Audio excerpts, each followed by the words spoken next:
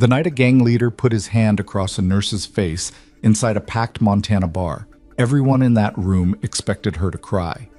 She didn't. 3 seconds later, 280 pounds of muscle and cruelty hit the barroom floor so hard the glasses rattled behind the counter, and nobody, not the bartender, not the off-duty cop in the corner booth, not the dozen men who called themselves Derek Holloway's crew, could explain what they had just witnessed. The woman in the scrub stood over him with her hands relaxed at her sides, breathing steady, eyes empty of panic. She looked like someone who had done this before. She looked like someone who had done much worse. If you wanted to know who Emily Voss really was, stay with me until the end of this story. Like this video, drop a comment telling me what city or country you're watching from. I want to see exactly how far this story travels. Copper Falls, Montana sat in a valley, so narrow that the mountains on both sides blocked the sun before 4 in the afternoon every winter. The town had one diner, 2 gas stations, a hardware store that doubled as a hunting supply shop, and a trauma center called Harmon Ridge Medical that the county had been trying to close for 11 years. The hospital kept surviving on federal funding and stubbornness. It wasn't a good hospital, it wasn't a bad one either. It was the only one within 60 miles, which meant it didn't need to be either. Emily Voss had worked its overnight trauma floor for 3 years. She had shown up in Copper Falls the same way she did everything, quietly. No references beyond a sealed personnel file forwarded from a staffing agency in Portland. No social media. No family visiting on holidays. She rented a small house at the edge of town on a gravel road, drove a 12-year-old pickup, and did her job with the kind of competence that made supervisors stop asking questions because the answers felt unnecessary. She was 34 years old and moved like someone older, not in body but in awareness, always positioned near exits, always aware of who stood behind her, always calm when everyone else was not. Her coworkers had opinions. Nurses always do. She never complained, said Tasha, the charge nurse on day shift, which was not a compliment the way she said it. Normal people complain. Something's off with her. She covered my Saturday last month without being asked, said Marcus, one of the orderlies, which was the closest thing to a character reference anyone offered. The ER attending, Dr. Paul Greer, had worked with Emily on 14 trauma calls over 3 years and once told the department head that she had better clinical instincts than any nurse he had worked with in 20 years of emergency medicine. He said it quietly, the way people say things they do not want to have to defend later. The department head, Dr. Lawrence Hubbard, filed the comment and moved on.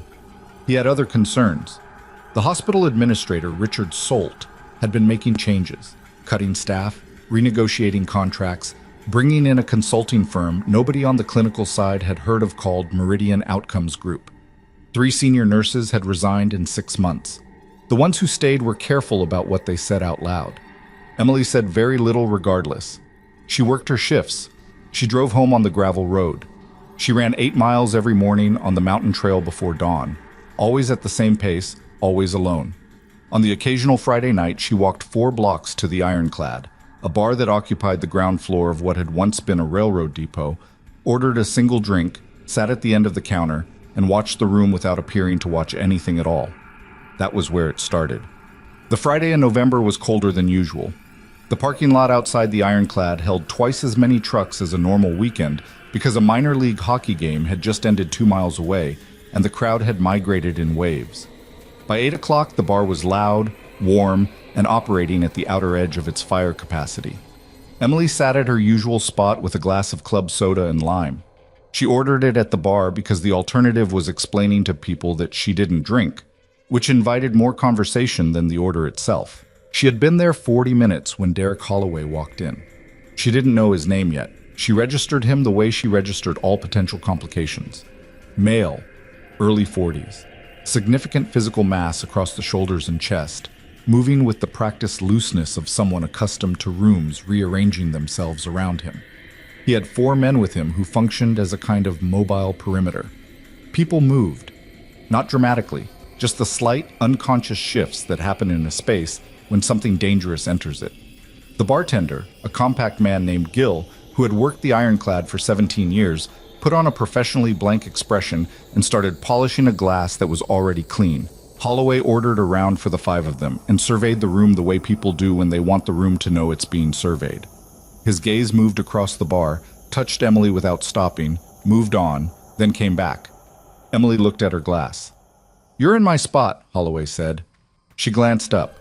He was standing 2 feet away, and his size was more apparent up close. 6'3", broad, the kind of bulk that didn't come from a gym but from physical work and years of eating whatever he wanted because nothing had ever stopped him. "The bar stools don't have names on them," Emily said. "They do tonight." She looked back at her glass. It was a clear, deliberate non-response. Not aggressive, not frightened, just absent. She was done with the conversation. This was, she would reflect later, probably what made him angrier than anything else she could have done. "Hey." He put his hand on her arm, not gently. She looked at his hand first, then at his face, and said nothing. "You deaf or just stupid?" he said. His friends had arranged themselves in a loose semicircle. The nearest cluster of bar patrons had developed a sudden intense interest in the far wall. "I'm going to ask you to remove your hand," Emily said. Her voice was level. Not polite, not frightened, not performing either quality. Just flat and direct. The way she might inform a patient that she was about to insert an IV. Holloway grinned. He had a face that had been broken at least twice. The nose angled slightly left, a ridge of scar tissue above the right eye. He was used to this particular moment. The moment after someone told him to stop. The moment when the telling became meaningless. "People like you don't scare anyone," he said, and then he hit her. It was an open-handed strike across the left side of her face. Not a full-force blow. It was calculated, the kind of impact designed to humiliate rather than injure, to make a woman grab her face and go small. The sound of it carried. The bar went quiet in the uneven, dropping way of a room that has suddenly stopped pretending not to pay attention. Emily's head moved with the impact. She took 2 seconds with her face turned slightly away. Then she turned back. She looked at him the way a person looks at a problem they are deciding whether to address. Holloway raised his hand again. What happened next was fast enough that several witnesses would later struggle to agree on the sequence. Emily came off the bar stool as his arm descended. Her left hand intercepted his wrist, not grabbing but redirecting, using his own downward momentum. Her right elbow came up in a short, sharp arc that connected below his chin. She pivoted her entire body weight through the motion, and then her right hand was on the back of his neck, and she brought him down. Not a fall, a controlled placement. He hit the floor face first, and she had his right arm cranked at an angle behind him that made movement inadvisable before he fully understood he was down. The whole thing took under 3 seconds. The bar remained silent. Someone's drink was still making a slow spiral where it had been jostled on the counter. One of Holloway's men took half a step forward. "Don't," Emily said. She said it without turning her head. The man stopped. She held the position for 2 full seconds, long enough to be understood, then released his arm and stepped back. She picked up her glass. Her hands were completely steady. Holloway rolled over slowly, breathing hard, his face red and his eyes carrying the particular blankness of someone recalibrating a situation they had catastrophically miscalculated. Gil the bartender had his phone in his hand. He looked at Emily. She gave a small shake of her head, the kind that means, "I don't need that, but thank you." What she needed and did not get was for the next person to walk through the door to be anyone other than Officer Wade Pruitt.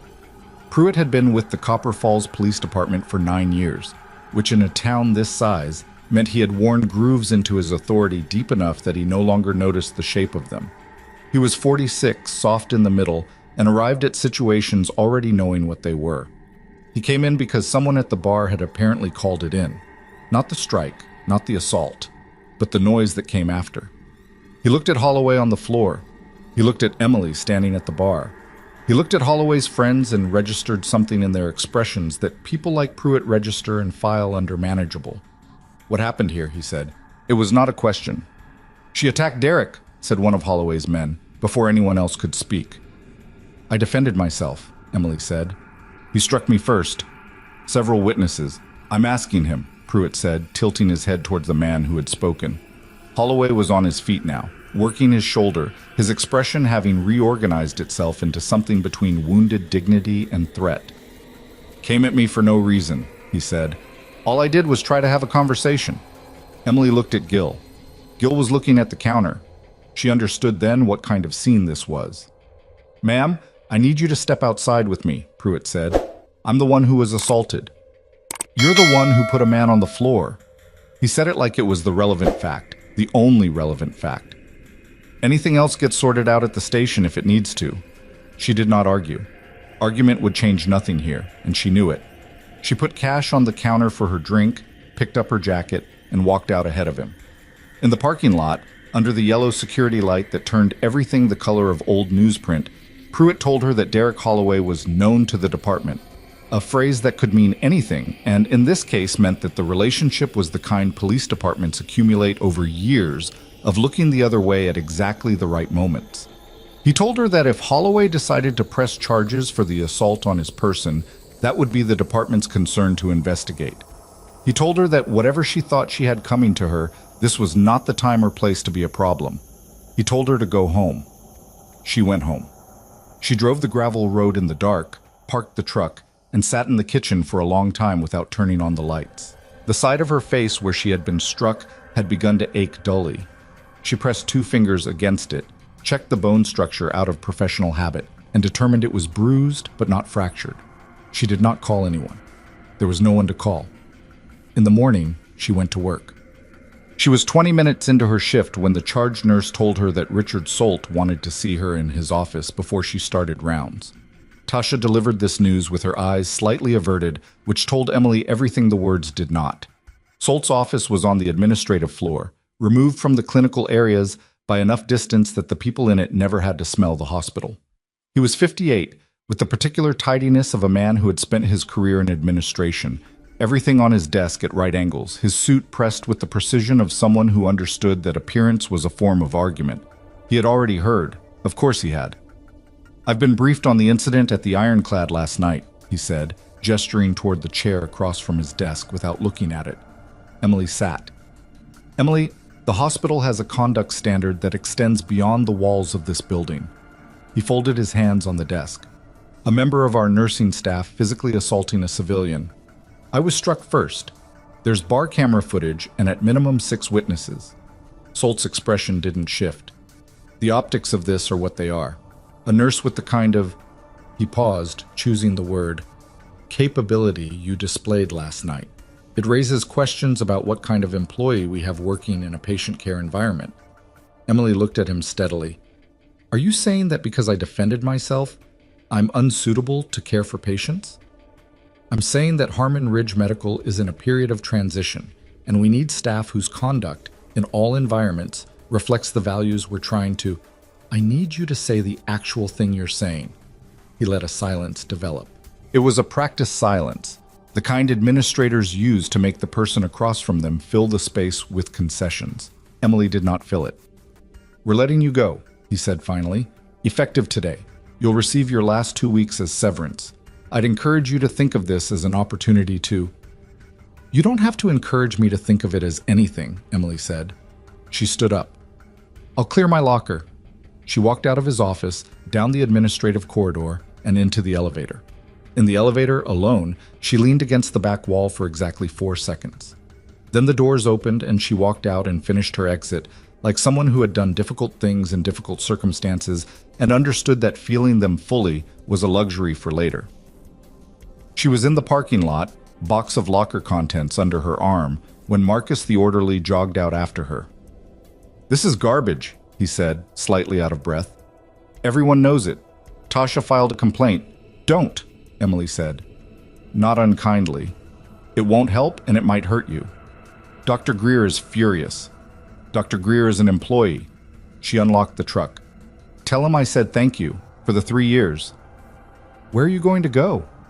She looked at him for a moment. Marcus was 26, earnest, the kind of person who believed that being right about something was a form of protection. She had been 26 once, and she had believed similar things, briefly, before the world revised her understanding of how protection actually worked. I'll figure it out, she said. She drove home. She put the box on the kitchen table. She stood at the window and looked at the mountains for a long time, and the mountains did not offer anything back. She was still employed in her thinking, running contingencies, next steps, whether to fight the termination or let it go, when the sound came. Not close, maybe 2 miles east on Route 9, But in the mountain silence it carried, a hard percussive bang, followed by the sustained groan of something large losing structural integrity, followed by a secondary impact that shook the window glass. She was already moving before she consciously decided to move. She grabbed the go-bag she kept in the hall closet, old habit, never fully abandoned, and was in the truck in 40 seconds. She hit Route 9 heading east and saw the smoke column rising before she rounded the bend. When the scene came into full view, she stopped the truck in the middle of the road and processed it. Military convoy. 4 vehicles, 2 HMM-MDVs and 2 larger transport trucks, the kind with reinforced frames and military markings. The lead HMM-WV had gone off the road on a curve where the guardrail was inadequate for the grade and had rolled twice before stopping against the rock face. The second transport was jackknifed across both lanes, its cab crushed where the trailer had swung into it. The third vehicle was burning at the rear.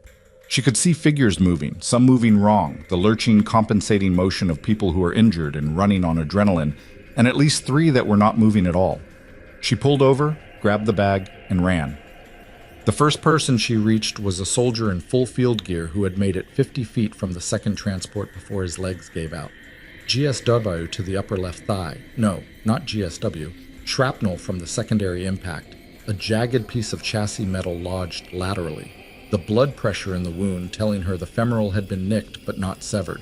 "Stay with me," she said. "I need your belt." Belt, now." He gave her the belt. She had the tourniquet improvised and seated above the wound in 11 seconds. Applied pressure, checked his airway, checked his pupils. Responsive, both. And told him not to move his left leg. Then she moved to the next. There were 8 injured soldiers across the 4 vehicles, and 3 of them were in critical condition. She worked with the systematic efficiency of someone who had triaged mass casualty events in conditions worse than this, in places she was not permitted to name, and she moved between them, calling out status assessments to herself because there was no one else to call them out to. Other drivers had stopped. A man in a flannel jacket tried to help, and she directed him, "Hold pressure here. Don't let go. Keep talking to him. Yes, it matters that you keep talking." A woman with a first aid kit from her car offered it, and Emily took it and used half of it in 40 seconds. She heard the sirens when they were still a long way off, coming from both directions. The county emergency services from Copper Falls, and distantly, a different pitch, something heavier. She was working on a soldier with a probable cervical injury, manual stabilization, nothing more, until equipment arrived, speaking low and steady to keep him from moving. When she became aware that someone was standing close behind her. Military posture, she registered it without looking. Still, present, watching with attention that had a different quality than a bystander's. "Ma'am." She kept her hands on the soldier's neck. "In a minute." "Ma'am, are you medical personnel?" "Trauma nurse." A pause. "Former trauma nurse.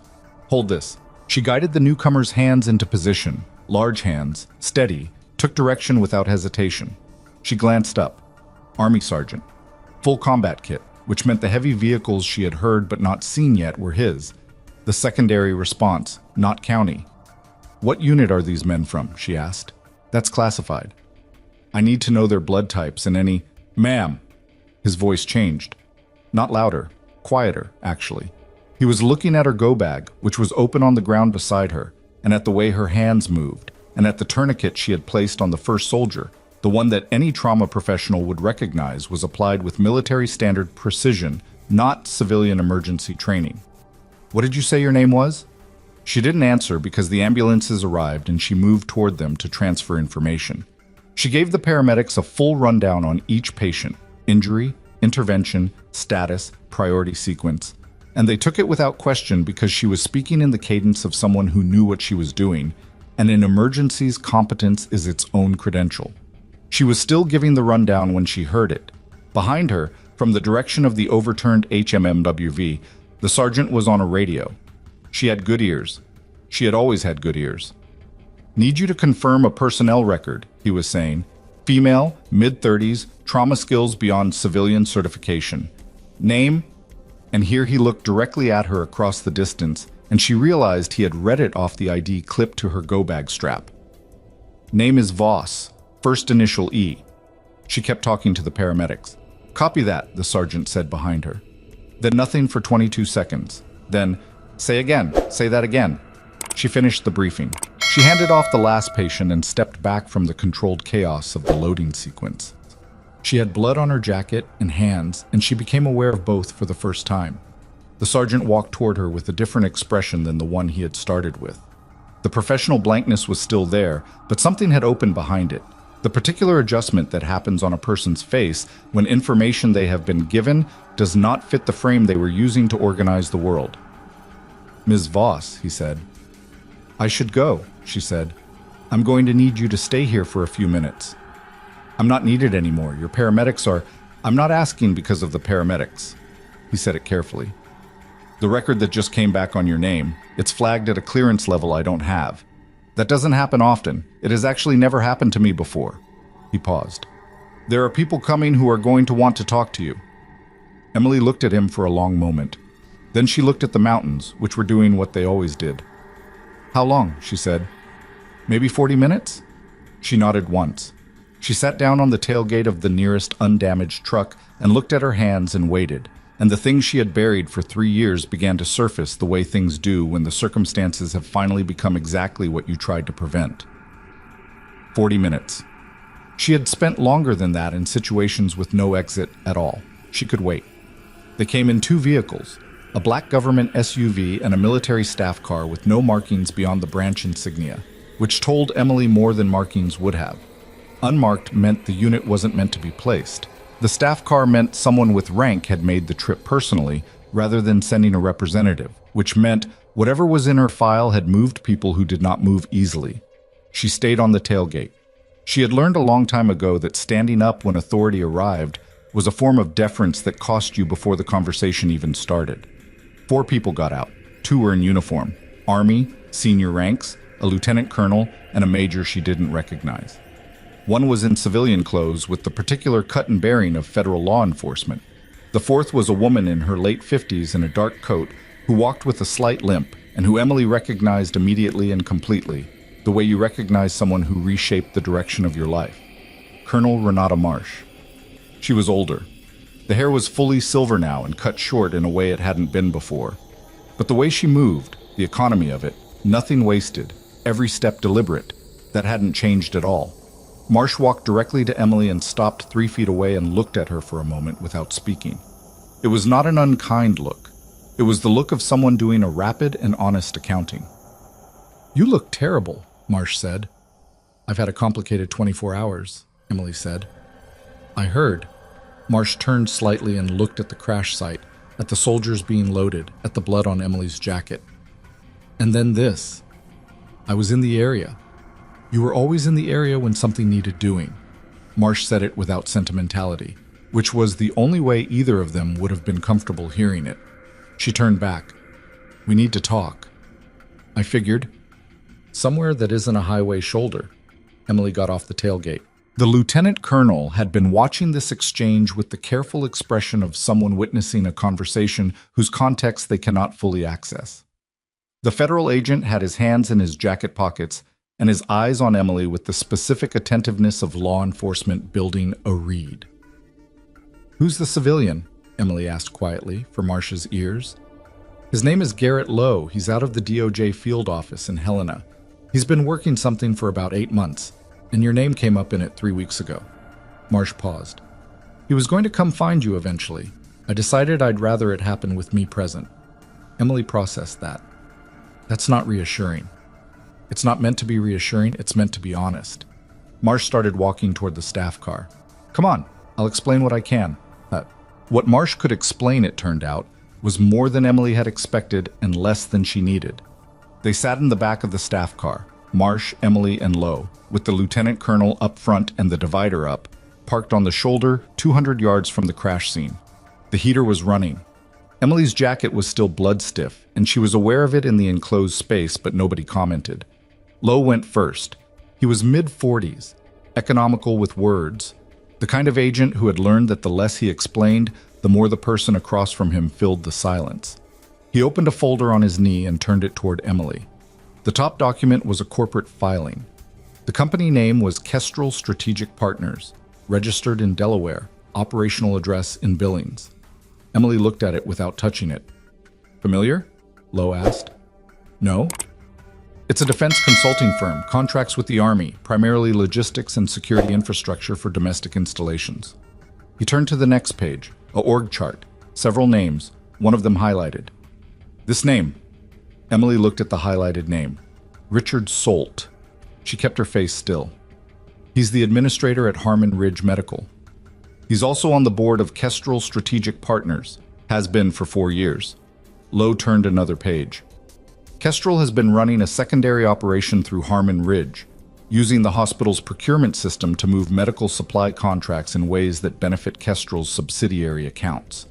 It's a layering scheme, complex enough to survive a routine audit, not complex enough to survive a targeted one. He paused.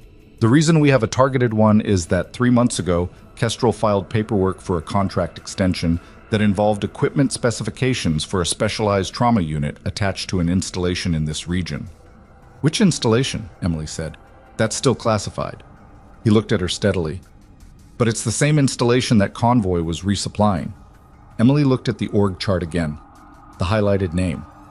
3 years she had worked in Solt's hospital, and she had registered him as a bureaucratic obstacle, self-interested, political, the kind of administrator who protected the institution's image at the expense of its function.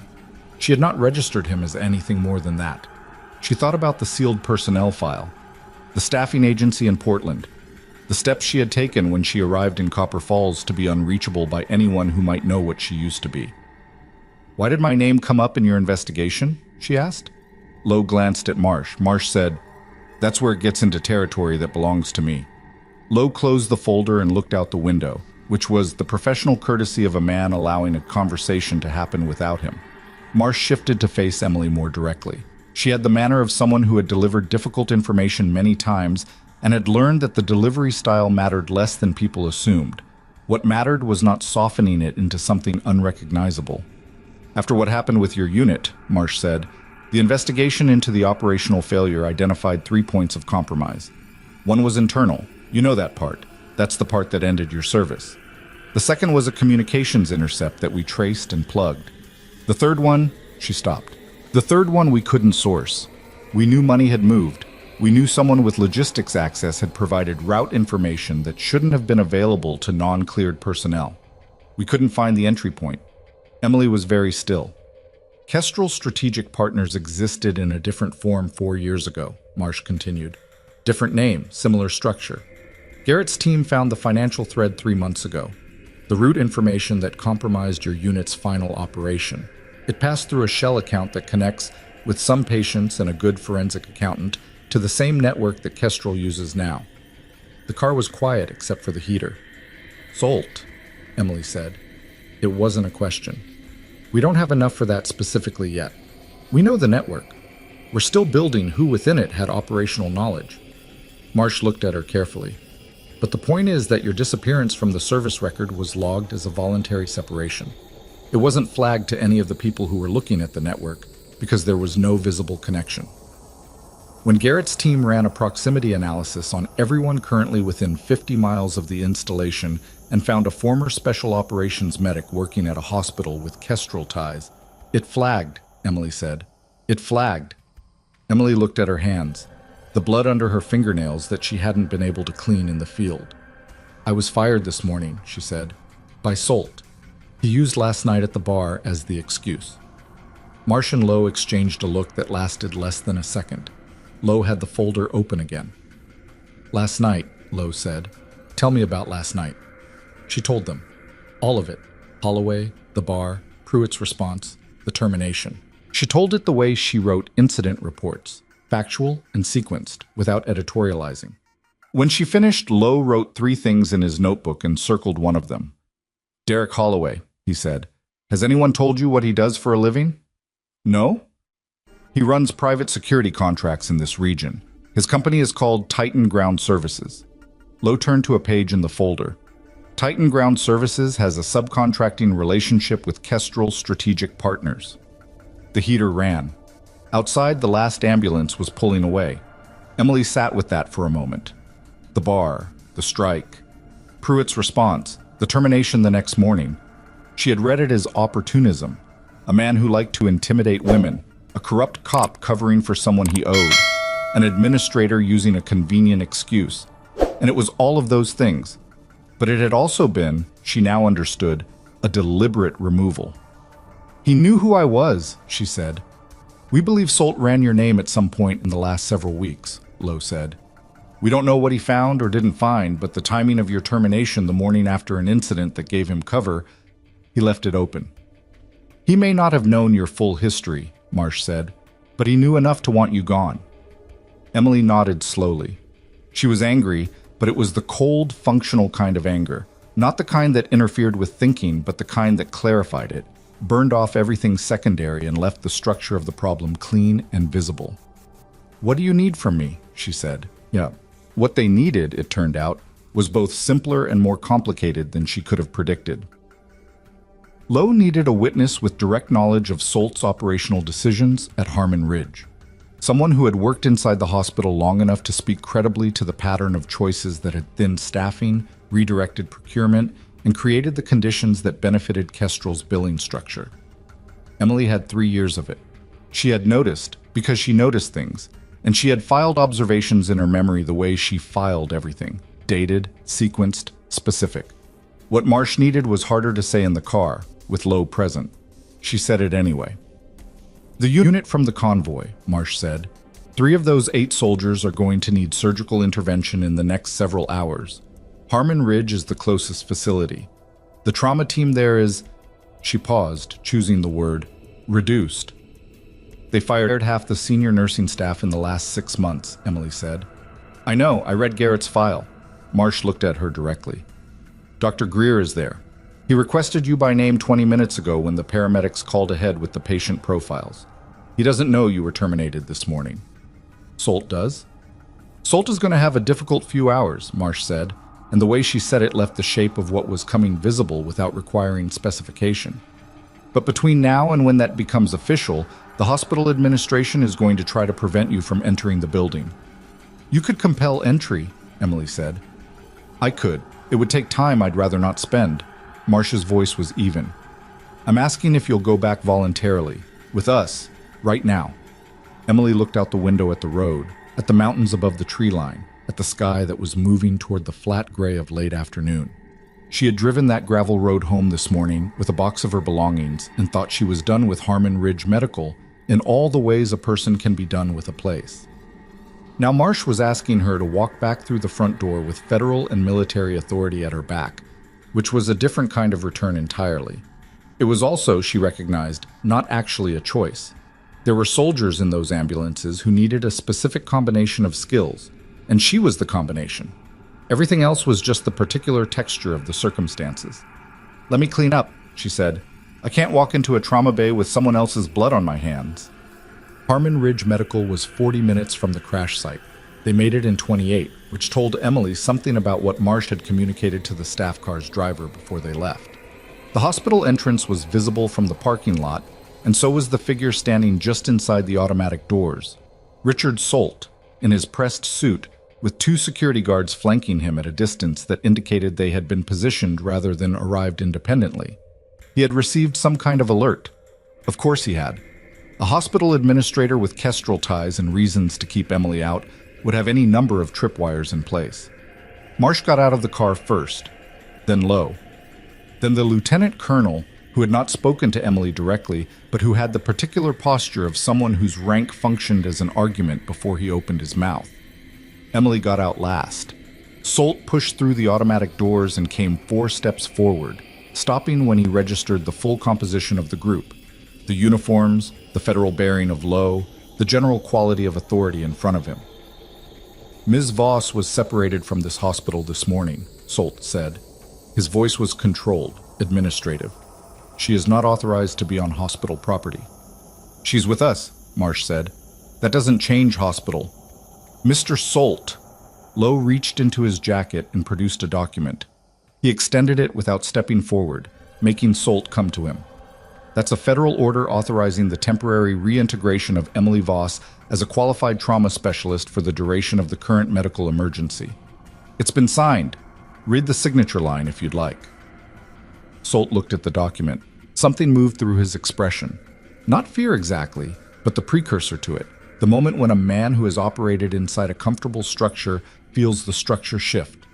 I'd also like to inform you, Lowe continued in the same conversational register, that as of approximately 40 minutes ago, a warrant review for Kestrel Strategic Partners and its associated accounts was authorized by a federal judge in Helena.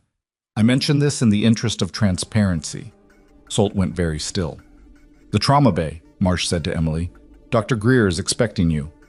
Emily walked past Solt without looking at him. One of the security guards stepped back on his own before she reached him. The trauma bay was controlled chaos at the exact frequency she knew. Multiple patients, competing demands, the particular percussion of monitors and voices and equipment that sounded like disorder and functioned like a system. Dr. Paul Greer was at the central station, a compact man of 50 with reading glasses pushed onto his forehead that he never remembered to actually use for reading. He looked up when Emily came through the door, and his expression did something quick and complicated. "You're here," he said. Apparently, she was already tying her gown. "Talk to me." He talked. 3 of the 8 soldiers had injuries requiring intervention beyond what the paramedics had stabilized. The first was the shrapnel wound she had tourniqueted on the highway, which had been properly addressed in transport but now needed surgical evaluation for vascular involvement. The second was a chest injury, 2 ribs, and a probable hemothorax that needed a chest tube at minimum. The third was the cervical case, which remained in manual stabilization and needed imaging before anyone could determine the path forward. Emily moved to the chest injury first because the timeline on a hemothorax was the least forgiving. The patient was a young woman, mid-20s, with corporal's insignia and the gray-white color of someone whose body was working very hard to compensate for blood in the chest cavity. She was awake, which was better than the alternative, and she tracked Emily's approach. "I'm Emily Voss," Emily said, pulling on gloves. "I'm going to take care of you. What's your name?" "Ruiz," the soldier said. Her voice was tight, pain and effort. "Okay, Ruiz. I need you to breathe as normally as you can and tell me if anything I do makes the left side worse." She listened to the chest, percussed it, confirmed the hemothorax, and called for the chest tube setup. The respiratory tech handed her the tray and she worked, efficient and precise, talking to Ruiz throughout in the low continuous way that kept patients from going somewhere dark, while you did something uncomfortable to their bodies. She was aware, in her peripheral attention, that the sergeant from the highway was standing in the doorway of the trauma bay. He had cleaned up, but was still in uniform. He was watching her work with the same expression he had worn on the highway, the one that had begun as professional assessment and had become something else. His name, she would learn later, was Sergeant First Class David Reyes, and he had been on the radio in the parking lot for reasons that went beyond confirming her personnel record. She got the chest tube placed. The hemothorax began to drain, measured, visible progress, the kind of outcome that only looks routine if you have done it enough times to know how wrong it can go. Ruiz's color began to improve in increments. Her breathing eased from the tight, effortful rise and fall of compensation to something approximating normal. "Good?" Emily asked. "Better," Ruiz said. "Yeah, better." Emily moved to the next patient, then the next. The trauma bay ran for 90 minutes at a sustained intensity that burned through the staff in layers, the kind of multi-patient load that exposed exactly how thin Harmon Ridge's staffing had become, how many positions had been left vacant or filled with agency nurses who were competent but unfamiliar, how much the reduction in senior staff had carved into the unit's functional capacity. She ran 3 interventions in 90 minutes. She called consults, argued 2 of them out of the wrong decision, and directed the nursing staff with the specific authority of someone who knew what she was doing and had no interest in the politics of whether she was supposed to be there. When it was over, when all 3 critical patients were stable and moving toward the next phase of care, she stood at the sink washing her hands and became aware of how tired she was. Not the sudden crash of exhaustion, but the deep background hum of a body that had been running on acuity for too many consecutive hours. She became aware also that she was not alone in the scrub room. Reyes had come in quietly. He leaned against the far wall with his arms crossed, and he waited until she turned the water off. "I want to tell you something," he said. "Okay." "That tourniquet you put on Specialist Dalton on the highway. The placement, the tension." He paused. That's not nursing school. That's not even a good paramedic course. Emily dried her hands without responding. I served 8 years, Reyes said. I've seen that technique applied correctly maybe 4 times. Twice by combat medics who'd been in the sandbox for 3 deployments. He looked at her steadily. I've been trying to figure out who you are since Route 9. I told you, former trauma nurse. I talked to Colonel Marsh while you were in the bay. His voice was even, not accusing. She didn't tell me much. She didn't need to. He straightened off the wall. He stopped, started again, something imprecise happening on a face built for precision. Dalton has a 7-year-old. I know because he shows everyone the pictures whether they ask or not. He looked at her directly. So, thank you. Emily looked at him for a moment. The scrub room was small and white and smelled like antiseptic. How's his femoral? She said. Reyes understood that she was not good with this part. Surgeon says no permanent vascular damage. He'll be walking in 6 weeks. Good. She tossed the paper towel. That's good. She pushed through the scrub room door. In the hallway, Marsh was waiting with Lowe, and the expression on Marsh's face had shifted toward something that was not quite urgency, but was in that neighborhood. Solt left the building 20 minutes ago, Lowe said. We have someone on him, but I want you to know. Emily nodded. There's also something else. Marsh held out a tablet. On it was a still image from the bar's security camera, the ironclad's exterior camera, angled to cover the parking lot, timestamp 9:47 p.m., the previous night. It showed Derek Holloway outside the bar, after the incident, on his phone, and it showed clearly who he was standing next to, Officer Wade Pruitt, the conversation apparently already in progress when the timestamp began. They knew each other before that night, Marsh said. Pruitt called Holloway when the first report came in. He didn't respond to an incident, he arranged one. Emily looked at the image, the parking lot, the yellow light. She had stood in that same frame less than 24 hours ago and been told to go home. The bar footage from inside is being pulled under the warrant, Lowe said. Holloway's assault on you, Pruitt's conduct, the whole sequence. It's going to DOJ by end of day. Emily handed the tablet back. She thought about the gravel road, the dark kitchen, the box on the table. There's still something I don't understand, she said. Solt fires me this morning, fine, that's the removal. But why Holloway and the bar? Why set that up the night before? What did it accomplish? Lowe and Marsh exchanged the look again. We think, Lowe said carefully, that someone ran your name not because they knew who you were, but because they wanted to know why your file was sealed. A sealed file on a trauma nurse raises questions. Holloway may have been sent to assess you, to see how you responded to threat. And when I responded the way I did, it confirmed whatever they suspected, Marsh said.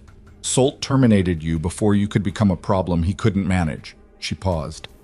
He may not have understood the full picture, but he understood you were a risk. Emily stood in the hallway for a moment, assembling this. She had spent 3 years in Copper Falls being nothing, being the quiet nurse on the overnight floor, the woman who ran the mountain trail before dawn, the person who sat at the end of the bar and watched without being watched. She had been so careful. And someone had looked at a sealed file and sent a man with 280 pounds and a willingness to hit women to a bar on a Friday night to take her measure. The anger she felt was not cold anymore. It was something more specific. She was about to speak when a junior nurse came fast around the corner from the direction of the trauma bay and stopped when she saw the group. Ms. Voss, she said, slightly out of breath. I'm sorry to interrupt. It's Ruiz, the corporal. She's asking for you. A beat. She's been asking for the last 10 minutes, but everyone said you were... She glanced at the federal agents, rerouted, occupied. Is she in distress? No, she's... The nurse hesitated. She says she needs to tell you something. She said it's about the convoy.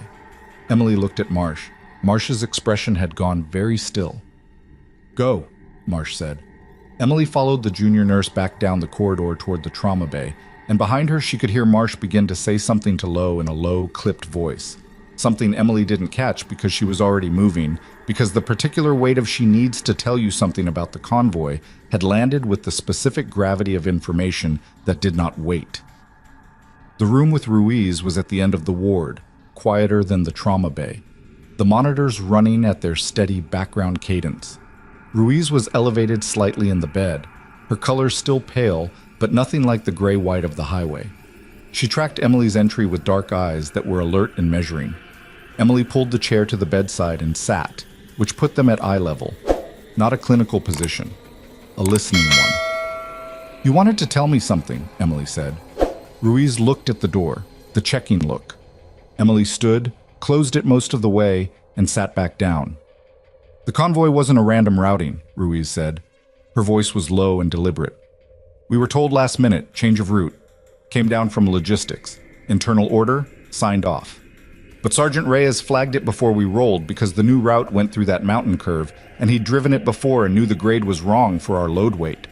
She paused to breathe, the chest tube pull still pulling when she moved air. "Command overrode the flag, said the order was valid." Emily was very still. 2 hours later, we're in the ditch," Ruiz said. "Reyes was right about the grade. We went in on the curve exactly where he said we would." She looked at Emily directly. "That route change came from a logistics office that interfaces with civilian contractors. I saw the order signature before we rolled." She reached toward the bedside table and picked up her phone. Cracked screen, locked with a code, she entered one-handed. She turned it to face Emily. On the screen was a photograph of a printed order form, blurred at the edges from a hasty shot, but the center was clear. The signature line. Emily looked at the name on the signature line, and the ground shifted under everything she thought she understood about the last 24 hours. The name was not Soltz. The name on the signature line was Colonel Warren Steck. Emily looked at the photograph for 3 full seconds. Then she looked at Ruiz. "You know that name," Ruiz said. It was not a question. "Where did you get this?" "Photographed the order before we rolled. Reyes told us years ago, document everything you think is wrong before it becomes a problem, because after it becomes a problem, it disappears." Ruiz took a careful breath around the chest tube pull. "I almost didn't show you. I don't know you." "Why did you?" "Because Reyes trusts you, and because—" Ruiz stopped, looked at the middle distance for a moment in the way people do when they are deciding how honest to be. "Because 6 of my people are in this hospital, because someone changed our route. I want that to mean something." Emily stood. She needed to move, needed the physical act of standing to absorb what she was processing, because Colonel Warren Steck was not a random name on a logistics form. Warren Steck had been the installation commander at Forward Operating Base Calvert when Emily's unit had run their final operation, the one that had ended with 3 of her people dead, 2 captured, and Emily herself extracted under circumstances that were never fully explained in any document she was permitted to read. Steck had been the officer who signed off on the intelligence assessment that sent them in. He had also been, she had believed based on incomplete evidence and subsequent investigation, the officer who either negligently or deliberately failed to flag the compromise that betrayed them.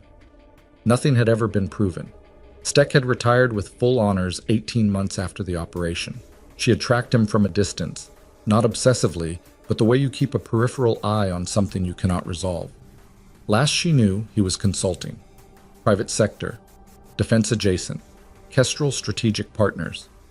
She took the phone from Ruiz's hand. "I need to show this to the people in the hall." "That's my only copy. I'll have it returned to you in 10 minutes. Emily looked at her directly. "You did the right thing." Ruiz made a sound that was not quite dismissive and not quite accepting. "Just make it count," she said. Marcia's reaction to the photograph was 3 seconds of absolute stillness, followed by a turn to Lo that communicated, without words, that whatever framework they had been operating inside for the last several hours had just been replaced by a larger one. Lo looked at the image. He looked at it for a long time. He had the practiced non-expression of a federal agent, but something moved behind it. The specific adjustment of a person whose investigation has just expanded beyond the parameters they built it to fit. "Steck is on Kestrel's advisory board," Lo said quietly. "Listed as a defense strategy consultant. I knew his name from the filing. I didn't—" He paused. "His connection to you wasn't in what I had." "It wouldn't be," Marsh said. Her voice was flat. "That part of Emily's record is sealed above your clearance level." She looked at Emily. "You think the route change was deliberate?" "I think a logistics order signed by Warren Steck that routes a military convoy through a mountain grade that was flagged as unsafe for the load weight, resulting in a crash that injured 8 soldiers. I think the word deliberate is the minimum accurate description." "To what end?" Lowe asked. Emily thought about it, working through the logic because the answer mattered. You couldn't respond correctly to the wrong threat. The convoy was resupplying the installation that Kestrel contracts with. If there's an active DOJ investigation into Kestrel's billing through Harmon Ridge, what does a disrupted resupply accomplish? Marsh said it before Emily finished the thought. Delays the installation's operational capacity, buys time. More than that, Emily said. A crashed military convoy generates incident reports, investigation protocols, interdepartmental communication, all of which creates noise that an active financial investigation has to compete with for bandwidth and attention. She looked at Lowe. How close are you to having what you need? Lowe was quiet for a moment. 3 weeks? Maybe 2 if the warrant review moves quickly. Steck knows the investigation exists, Emily said. I don't know how, but that signature is not the action of someone who doesn't know he's being looked at. It's the action of someone who is trying to make the next 2 weeks complicated enough that the case doesn't close. Lowe turned to Marsh. I need to call Helena. Use the car, Marsh said. He went. The hallway was briefly, relatively quiet. A monitor beeped somewhere behind a closed door. An overhead announcement called a name Emily didn't recognize. Marsh was looking at her with the expression she had worn in the staff car, the honest accounting look. You could have led with Steck's name, Marsh said. When I told you about the operation compromise, you knew something then. I suspected something. Suspecting and knowing are different. When did you know? 30 seconds ago, Emily said, when I saw the signature. Marsh nodded slowly. She did not say I'm sorry, and Emily did not need her to, which was one of the functional things about the relationship between them. They had both been in the business of hard outcomes long enough to understand that certain words were gestures with no structural content. He's going to know the convoy survivors are here, Emily said. He's going to know they had the order with them. Ruiz documented it, but Steck may not know she photographed it. He may assume that document was lost in the crash or destroyed in the vehicle fire. That gives us a window. A short one. Emily looked down the hallway toward Ruiz's room. She's a witness to the order. So is Reyes, to the flag he submitted, and the override. Those are material witnesses in a federal case, Renata. Marsh straightened. I'll get security on both rooms. Hospital security isn't... Not hospital security. Marsh already had her phone out. Give me 4 minutes. The 4 minutes became 8, and in those 8 minutes, 2 things happened. The first was that Marcus, the orderly from the day shift who had chased Emily across the parking lot that morning, appeared at the end of the hallway and stopped when he saw her, visibly relieved in the overextended way of someone who has been carrying information and doesn't know what to do with it. I tried to call you, he said, slightly out of breath when he reached her. My phone's in my truck. Tasha, charge nurse, you know Tasha. She found something. About an hour after you left this morning, in the supply records. He was speaking quickly, the words slightly out of order in his urgency. She wasn't looking for anything. She was doing a routine cross-check on the overnight orders, and she found a discrepancy in the controlled medication inventory. Not a small one. A pattern, going back 8 months. Emily went still. What kind of pattern? Medications being logged as administered that weren't. Billed to patient accounts for procedures that didn't happen the way they were documented. He lowered his voice. Tasha matched 6 patient records. Patients who were here for routine procedures, not trauma, not complex.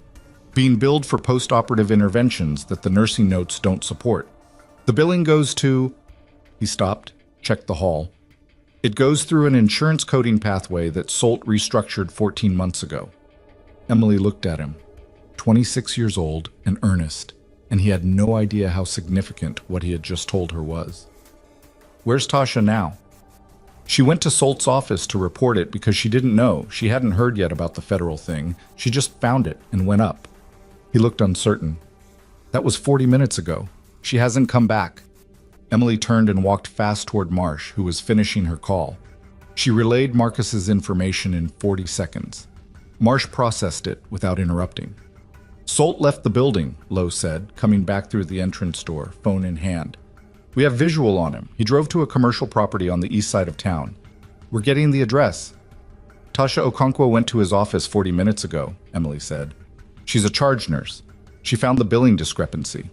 The next 5 seconds were a sequence of decisions made in the compressed, overlapping way of people who have operated in time-sensitive environments and understand that the cost of hesitation is not hypothetical. Lowe called his contact in the building. Marsh's security detail, 2 individuals in civilian clothes who had arrived in those 8 minutes and stationed themselves without announcement, split, one to the stairwell and one to the elevator. Emily went with the stairwell. Nobody told her to stay back, and she did not wait to find out if they would. Solt's office was on the administrative floor. The door was closed. She tried the handle, locked from the inside, and then she knocked. Silence. She knocked harder. "Tasha, if you're in there, call out." A sound, muffled behind wood, but there. Marsh's security officer was at her shoulder. "Open it," Emily said. He produced a tool from his jacket that was not a key and worked the lock in 11 seconds. The door swung in. Tasha Okonkwo was in the room, seated in Solt's chair with the posture of someone who had been sitting there for a long time and was trying to appear less frightened than she was. She was 43, broad-shouldered, with the calm of someone who managed a trauma floor and had seen most categories of human crisis.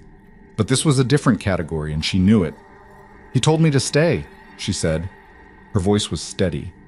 "He took my phone." On the desk was a printed spreadsheet, the billing record she had brought up, and beside it, Tasha's phone. Solt had taken it, but left the records. He had been in a hurry. "Are you hurt?" Emily asked. "No." Tasha looked at her steadily. "He said I was interfering with a confidential administrative review, and that if I left the building before he cleared me, I could face termination." A beat. "Then he left the building." Emily let out a breath. It was not quite a laugh. "He's already being investigated for fraud. The termination threat is the least of his problems." She looked at the records on the desk. "Don't touch those. We need to photograph everything as is." The second thing that happened in those 8 minutes, or rather whose consequences arrived now, was that Warren Steck had not been idle. Lowe received the information from his contact in Helena as Emily was coming back down the stairwell.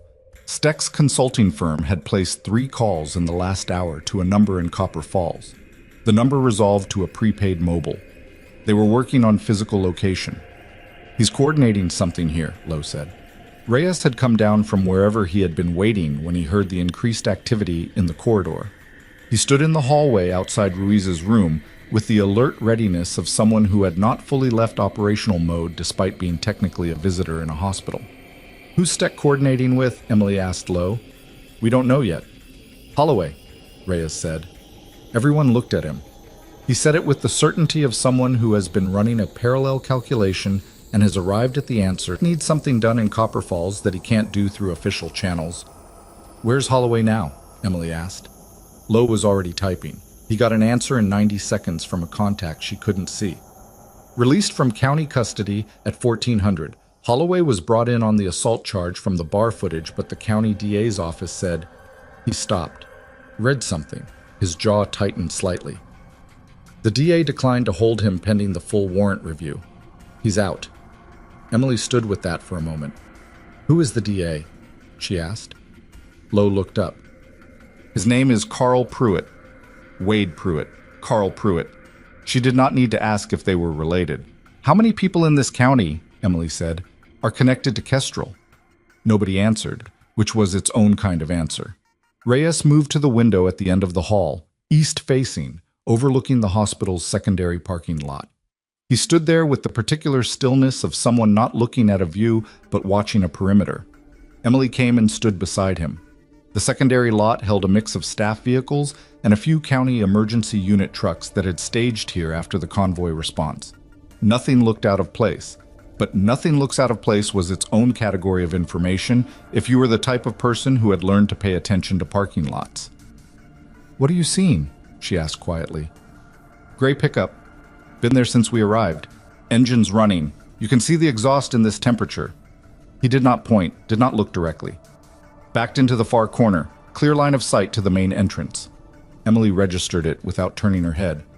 "Could be a staff vehicle." "Could be." He paused. "I've been watching it for 12 minutes. Nobody's gotten in or out." She went back to Marsh. "We may have a vehicle watching the building. Secondary lot, gray pickup, backed in, engine running, far corner." Marsh called it to her security officer. Lowe pulled up something on his tablet. 40 seconds passed. Registered to Titan Ground Services, Lowe said. The quality of the air in the hallway changed. I need to know who's in that truck, Marsh said. Her voice had an edge now, not panic, which it never did, but the efficiency of someone who has just reclassified the situation. If we approach it directly, they know we've made them, Emily said. If we don't, they watch this building and report everyone who goes in and out to Holloway, who is currently unaccounted for. Marsh looked at her. Option 3. Emily understood option 3. It was the thing she had been doing since she was 22 years old, the approach that did not look like an approach. Give me 5 minutes, she said. She went back to the nursing staff locker room on the clinical floor, changed out of the gown she had put on over her clothes in the trauma bay, and emerged in the scrub top and jacket she had worn in. She took the back exit, the loading dock corridor which led to the side lot and connected by a service road to the secondary parking area, and she moved at a pace that was neither fast nor slow, the pace of someone who had finished a shift and was looking for a car. She came around the building from the north side, away from the hospital entrance, threading through the parked vehicles with no direct approach vector. The gray pickup was 40 yards away when she first acquired it from this angle. One person visible in the driver's seat. She adjusted her trajectory slightly, diagonal, not aimed at the truck, aiming for a vehicle 3 rows over, and kept her head in neutral position, gaze slightly downcast, posture recalibrated away from the alert readiness that her body defaulted to and toward the particular physical looseness of someone who was tired and cold and going home. At 20 yards, she had enough. Driver, male, heavy build, watching his mirrors with the frequency of someone expecting something. She had also seen the phone in his hand, not pressed to his ear but held at dashboard height, screen bright, which meant either texting or a live connection with the screen facing up. She turned and walked back the way she came. Inside, she found Lowe. One occupant, male, heavyset. He has an active phone connection running, screen up, live call, or text thread. She paused. He's not here to watch. He's a relay. Someone is getting real-time information from him. About what's moving in and out of the building, Lowe said. About who's moving. She looked at Marsh. Steck knows this hospital is where his convoy survivors are. He knows the survivors had the order. If Holloway is loose and Steck is coordinating, they're not going to try to enter a hospital with federal and military personnel present, Marsh said. It was not quite a statement of certainty. It was a statement of what she needed to be true while she calculated whether it was. They're not going to do it the way we're thinking about it, Emily agreed. But there are 6 other patients in this building, non-military. Ruiz and the convoy soldiers are the witnesses, but the documentation is physical, the phone photograph, the printed order form from Solt's office. The phone photograph can be transmitted, Lowe said. I already did, Ruiz's voice said from the doorway of her room. She was sitting up, the monitor leads reaching, phone in hand. Sent it to a personal cloud account before I showed it to anyone. My sergeant taught me that too. She looked at Reyes with an expression that was exhausted and a little defiant. You said document everything before it disappears. Reyes looked at her for a moment. Something moved across his face, not pride exactly, but adjacent to it. That's exactly what I said. Okay, Lowe said. He was already typing again. I'm going to need that cloud access. I'm going to need your badge number first, Ruiz said. Despite everything, Emily almost smiled. Ruiz was 24 years old with a chest tube and a cracked phone, and she was negotiating credentials with a DOJ agent. She was going to be fine. The next 20 minutes moved in controlled layers. Lowe established transmission of the photograph to his office in Helena. Marsh's security officer went to the secondary lot with a county deputy she had pulled in from the crash site detail and brought the Titan Ground Services driver in for questioning, a man named Garrett Sims, who had worked for Holloway for 3 years and who, when presented with the choice between silence and a conversation about his level of involvement in a federal fraud and conspiracy case, chose conversation within about 90 seconds. What Sims said was specific and damaging. Holloway had spoken to Steck twice since the convoy crash. The second call, 40 minutes ago, had included instructions. Sims had been tasked with identifying which rooms in the hospital held the convoy soldiers. He had a contact on the hospital's administrative staff who could flag a room transfer order. The plan was not to enter the building. The plan was to create a documented administrative reason to move 2 of the critical patients, Ruiz and a soldier named Aronson, who had been in the cervical case, to a different facility. A smaller one, 20 miles east. One without federal presence. One where a civilian records request could, theoretically, access patient belongings. The phone. The photograph. Emily was in the hallway when Marsh relayed this. She stood still for a moment, feeling the architecture of it, the network of connections, the way each piece had been positioned, the patience required to build something this layered. Steck had spent years inside systems, understood how they could be used. "Who's the administrative contact?" Emily asked. "Sims gave us a name," Marsh said. "It's being verified." "In the meantime, nobody is being transferred anywhere." Marsh's voice closed on that firmly. "I've put that in writing to hospital administration, such as it exists at the moment. Such as it exists." Solt was gone, cornered somewhere east of town with a federal warrant accelerating toward him. The administrative floor was running on two deputy administrators who had spent the afternoon looking increasingly like people who understood they were on the deck of a ship that had changed captains mid-crossing. Dr. Greer came out of the trauma bay and found Emily in the hallway. He looked worn, the particular depletion of a physician who has run a complex multi-patient situation and come out the other side of it, but he also looked, underneath that, relieved in a way that had been building since she walked back through the door. "3 of my 8 are moving to recovery," he said. 2 more are stable and won't need surgical intervention. The cervical case is imaging. Preliminary read looks like no spinal involvement, which is better than I expected." He paused. "You should know that you saved that corporal's life. The hemothorax was moving faster than the transport monitors were showing. If she'd gone another hour without the chest tube..." "She's the one who held it together," Emily said. "Ruiz. She held herself together enough to give us what we needed." Greer looked at her for a moment. He had known her for 3 years and had always seemed, when she thought about it, slightly puzzled by her, by the gap between what she was and how she was presenting. He was not puzzled now. "What's going to happen to this hospital?" he asked. The question carried more weight than its surface. "That depends on what happens to Solt," she said. "But the people who did the actual work here are still doing it. That's something." He nodded. He went back in. She turned back to Marsh and found a different expression waiting for her, the one that came before news that had not yet been processed. "We have a location on Solt," Marsh said. "The property on the east side." She turned the tablet to show Emily a satellite image. A commercial building, 2-story, the kind of light industrial space that housed contractors and small logistics companies. Kestrel has a regional office there. Lowe has units moving. "And Holloway?" "That's the part..." Marsh stopped, started again. "Sims says Holloway had a second location, not the Kestrel office. A private address north of town, in the hills. When we put Sims in the car and his phone fell out..." She turned the tablet to show a text thread. "There are messages from the last 40 minutes on that phone, from a contact labeled H."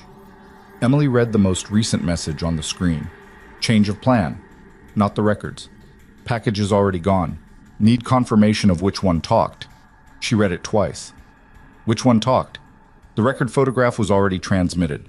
Steck and Holloway knew, or suspected, that the documentation had survived the crash. The tactical objective had shifted from recovering physical evidence to identifying the source, the soldier who had photographed the order form and given it to Emily. Ruiz. Emily was already moving back down the hallway when the lights went out. Not a flicker, not a partial failure. The entire corridor went dark in the same instant, and the backup generator, which should have activated in under 3 seconds, did not come on. In the darkness, the monitors inside the patient room switched to battery power, their emergency tones suddenly the only sound, high and separate in the black. Emily stopped moving. She pressed her back to the wall. 5 seconds of darkness.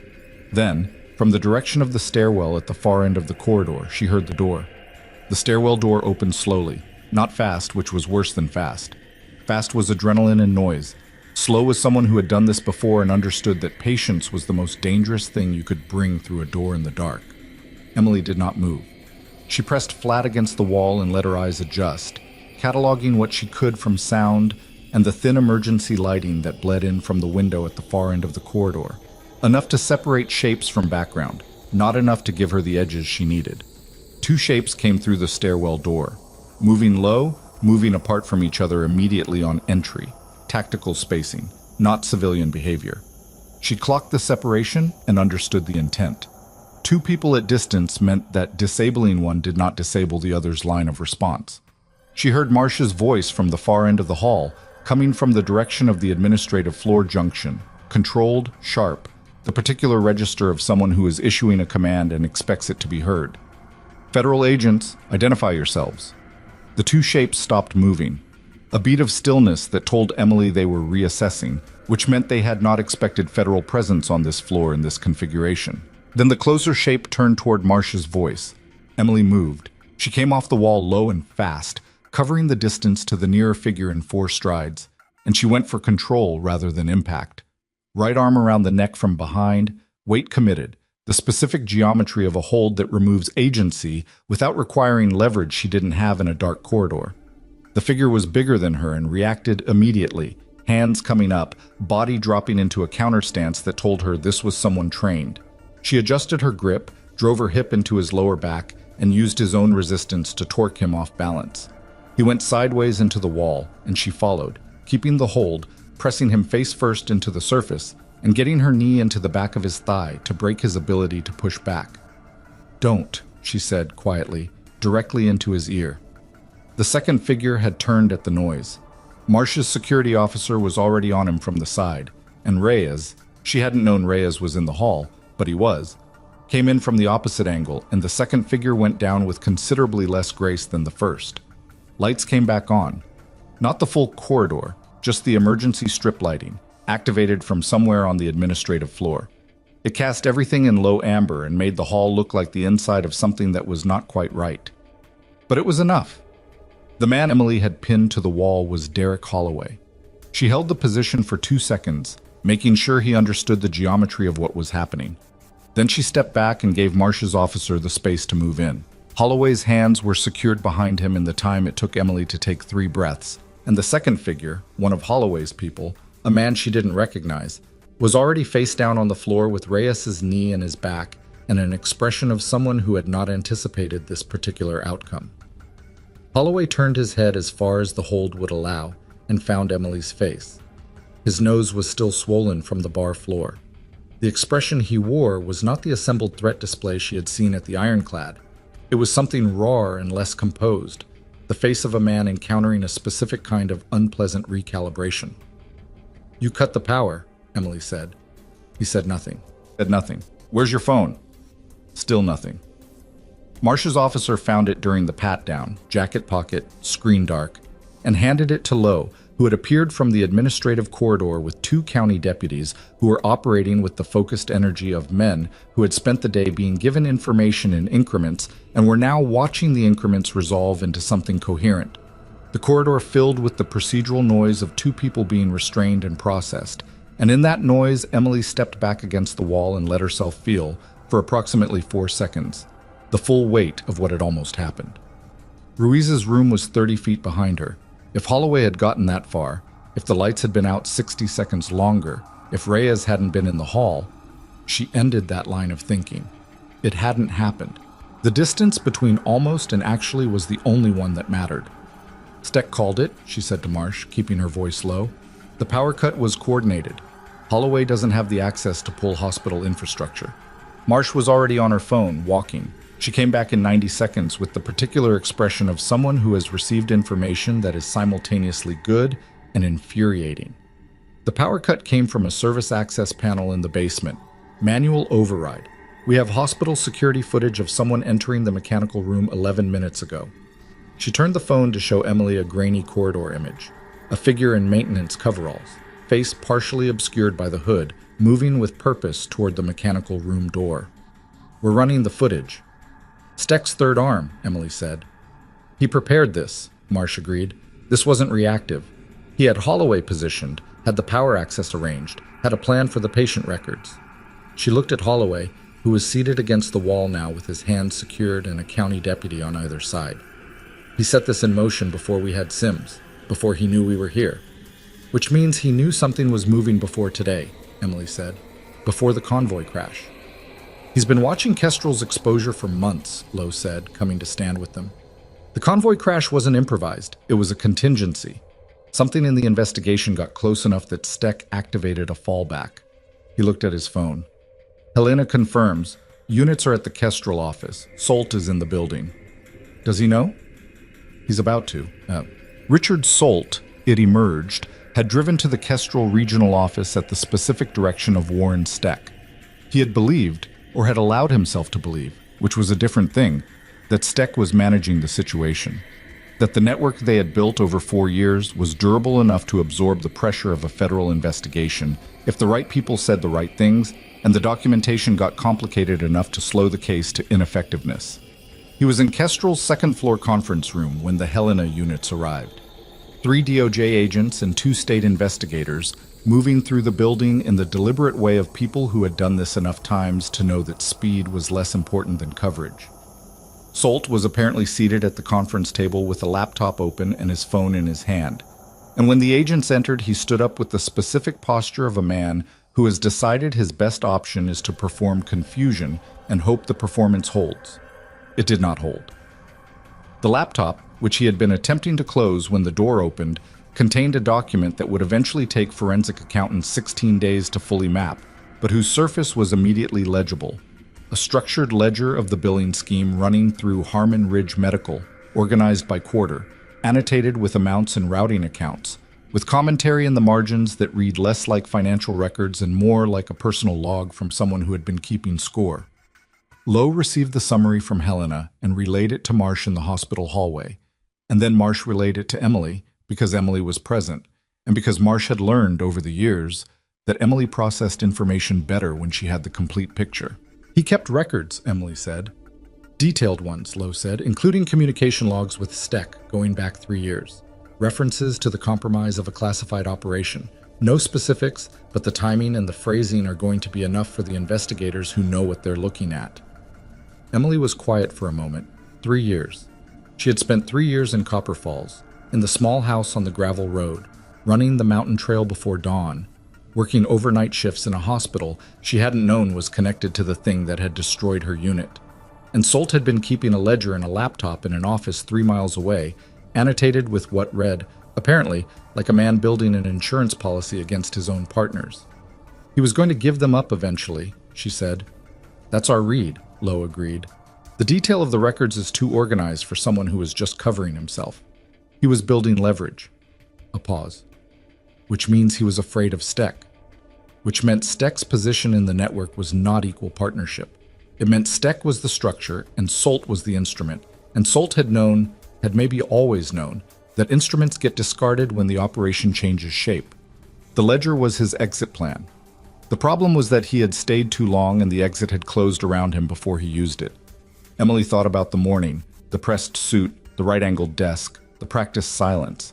She thought about being told she had violent tendencies, about walking out of that office with a box under her arm, about the gravel road in the dark. She felt, on the subject of Richard Solt's ledger and its implications, exactly nothing she was required to perform. Holloway was transported at 1740 hours. He did not speak beyond his name when asked for it, which was his right. And also, given the phone in his jacket pocket and the text thread with Steck's number, and the fact that he had been physically apprehended in a hospital corridor during a deliberate power disruption, a choice with limited strategic value. The county deputies who took him out of the building did so with the quiet efficiency of people who understood that this arrest was being watched by federal agents and adjusted their conduct accordingly. Wade Pruitt was picked up at his residence at 1812 hours by state investigators. He did not attempt to resist, which was the first reasonable decision he had made in the sequence of events. His brother Carl, the DA who had declined to hold Holloway after the bar assault, was placed on administrative review pending an investigation into whether the decision had been made under external pressure. It probably had been. These things usually resolve to probably before they resolve to certainly, and the distance between the two was where lawyers lived. Marcus found Emily in the break room at 1830 hours.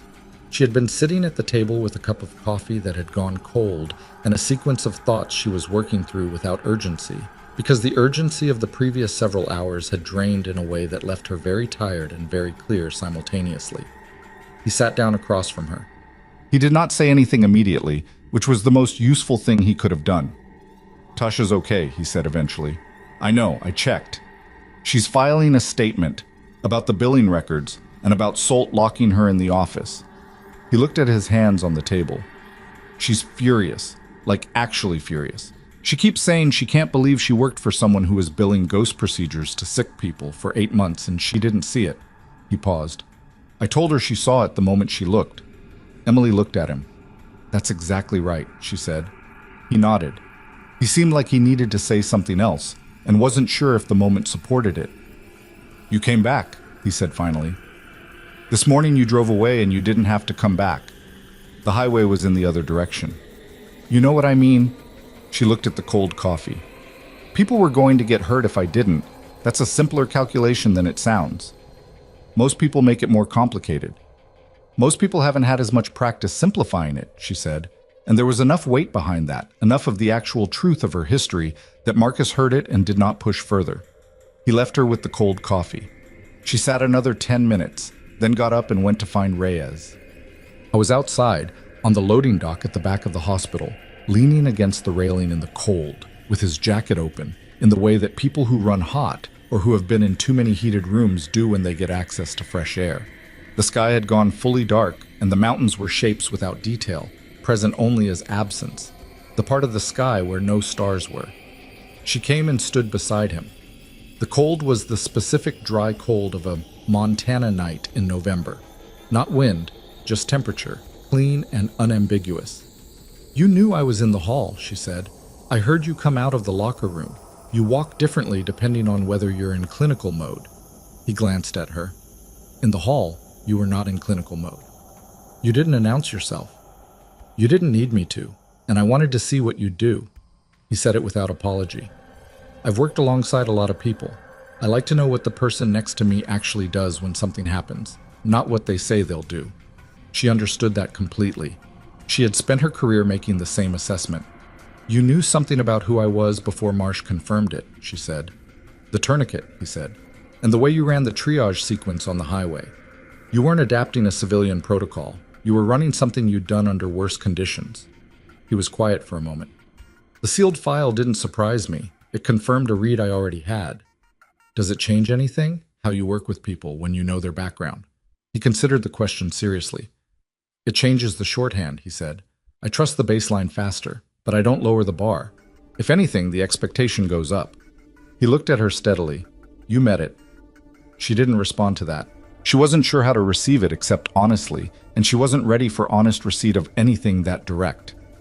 Ruiz is going to be fine, she said instead. Yeah.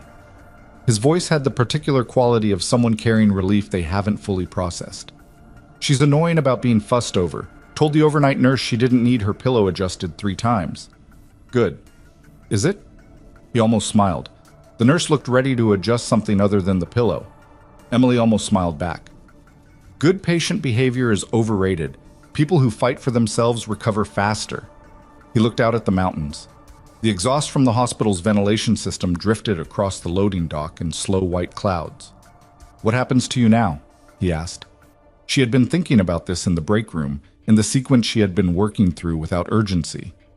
Loa needs testimony, she said. Marsh needs the same. There's a deposition process, a timeline I don't control. She paused. Solt is in federal custody.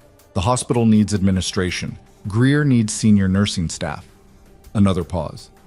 The house on the gravel road has a month-to-month lease. Reyes looked at her. That's not actually an answer. It's the answer I have right now. He nodded. He accepted it, which she appreciated, and they stood in the cold for another minute before she went back inside.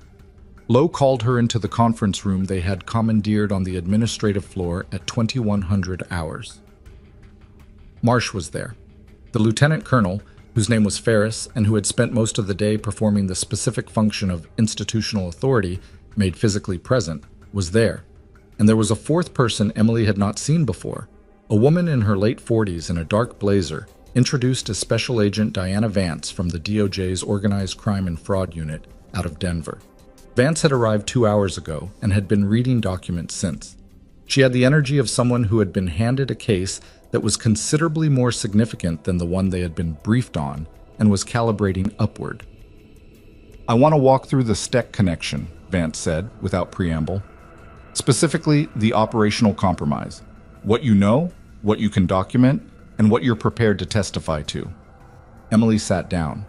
She was tired in a way that went beyond the physical, But the clarity was still there. The cold, structural clarity that had arrived when she read Steck's name on Ruiz's phone screen and everything reconfigured. She talked for 40 minutes. She told it the way she always told difficult things. Factual, sequenced, specific. She named the operation, the unit, the sequence of events she had direct knowledge of. She described what she had known at the time, what she had suspected, and what she had been unable to prove. She was careful to mark each category clearly because Vance was the kind of person who would hold you to the distinction later. When she finished, Vance looked at her for a moment. "You've been carrying this for how long?" she asked. 3 years in Copper Falls, Emily said. 7 years total. Vance nodded. The record Solt was keeping, the communication logs referencing the operation, combined with the financial thread Garrett's team has already built, and with your testimony establishing the operational context. She paused, sorting through implications. Steck is looking at federal conspiracy charges on top of the Kestrel fraud. The classified operation compromise is going to go to a separate review process, but that process will have what it needs. "Where's Steck now?" Emily said. Lowe answered. "Still unlocated. We have his known addresses covered. He hasn't used his primary phone since the call to Sims this afternoon." A beat. "He's experienced. He'll know when to go quiet." "He'll also know," Emily said, "that going quiet is not the same as being safe. He built this network on the assumption that the pieces didn't know how they connected. They know now." "We'll find him," Vance said. She said it with the certainty of someone who has found people who did not want to be found before, and understood that eventually was a guarantee rather than a hope. Marsh walked Emily out of the conference room at 2200 hours. The administrative floor was quieter now, the day's emergency having settled into paperwork and procedure, which was where most emergencies eventually went. They walked the corridor slowly. "The formal reinstatement process," Marsh said. "Your service record. It can be reopened. Given what Solt's records show, given the financial thread. There's a basis now for a review of the circumstances of your separation." Emily was quiet for a moment. "What would that mean?" "It means the record would reflect what actually happened, not the version that existed when you left." Marsh glanced at her. "It means Captain Voss is not a person who disappeared." Emily thought about the mountain trail before dawn, the gravel road, the overnight floor and the 12-hour shifts and the particular discipline of being nothing for 3 years because nothing was safe. "I'll think about it," she said. "That's not a no." "It's not a no," she agreed. They stopped at the elevator. Marsh turned to face her with the honest accounting expression. "You should know that 2 of the Harmon Ridge board members spent the evening in a conversation with federal investigators and came out of it with a strong interest in operational reform," Marsh said. "The interim administrator they've appointed is a woman named Sandra Vell. She has a clean record, and she called Dr. Greer at 9 o'clock tonight to ask what the clinical floor needed." Emily registered this. "Greer will give her a list." "He already started." Marsh paused. She also asked who had been running trauma today. Greer told her. Emily looked at the elevator doors. "You don't have to stay," Marsh said. "But you don't have to run either. Those have been your only 2 options for 7 years. There's a third one." The elevator arrived. Emily didn't get in. She stood there until the doors closed again and the floor indicator moved. She was still standing there when Reyes appeared from the stairwell door, taking the stairs, she noticed, which was either habit or the preference of someone who didn't like enclosed spaces, both of which she understood. He stopped when he saw her expression. "What?" he said. "Nothing," she said. "I'm thinking." "About?" She looked at the elevator doors, then at the stairwell door, then at Reyes. "The third option," she said. He waited. "I've been making myself small," she said. "For 7 years. I thought small was safe. I thought if I was nothing, I was protected." She stopped. It was difficult to say things directly that you had only ever said to yourself as structural observations, stripped of the weight they actually carried. It didn't work. Solt ran my name anyway. Holloway walked into the bar anyway. Being nothing doesn't protect you from people who are threatened by what you were. Reyes said nothing. He was letting her finish. "I'm tired of running a 3-year contract with a closed-off life as the best-case outcome," she said. It came out more plainly than she intended, which was probably the only way it needed to come out. Reyes looked at her steadily. "Yeah," he said. "That sounds like something worth being tired of, Mom." At 0340 hours, with the overnight floor at the low hum of a hospital between crises, Emily was sitting at the nursing station finishing a supplemental incident report that Lowe had requested, a written account of the physical sequence in the corridor when Holloway entered. She was writing it in the clipped, factual style she used for clinical documentation.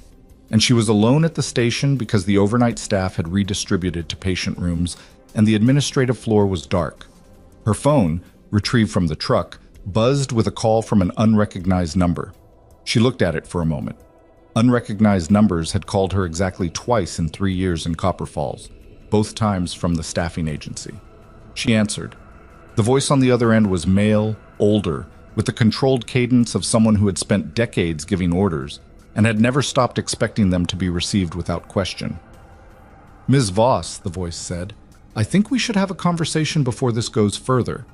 She knew the voice. She had heard it in operation briefings 7 years ago, in the flat fluorescent light of a forward operating base in a location she was not permitted to name. She had heard it in her memory many times since, attached to the phrase, "The intelligence assessment is solid, Captain," delivered 2 hours before the compromise that killed 3 of her people. Warren Steck. She kept her voice completely even. How did you get this number? I get what I need, he said. That's the relevant information. A pause. I think there are aspects of this situation that the people you've been speaking with have characterized in a way that serves their interests rather than the full picture. I'd like the opportunity to offer you a different perspective. Emily looked at the incident report on the screen in front of her, the clipped factual language, the sequence in the corridor. Where are you, she said. Somewhere comfortable. Another pause, the pause of a man choosing words for someone he has assessed and is not certain he has assessed correctly. I understand you've had a difficult day. What I'd like you to understand is that the people who have been helping you today have interests of their own. The investigation, the charges. There's a version of this that doesn't require you to be the central figure.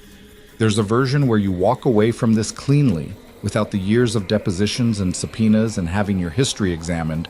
Are you trying to negotiate with me? Emily said. I'm offering you a conversation.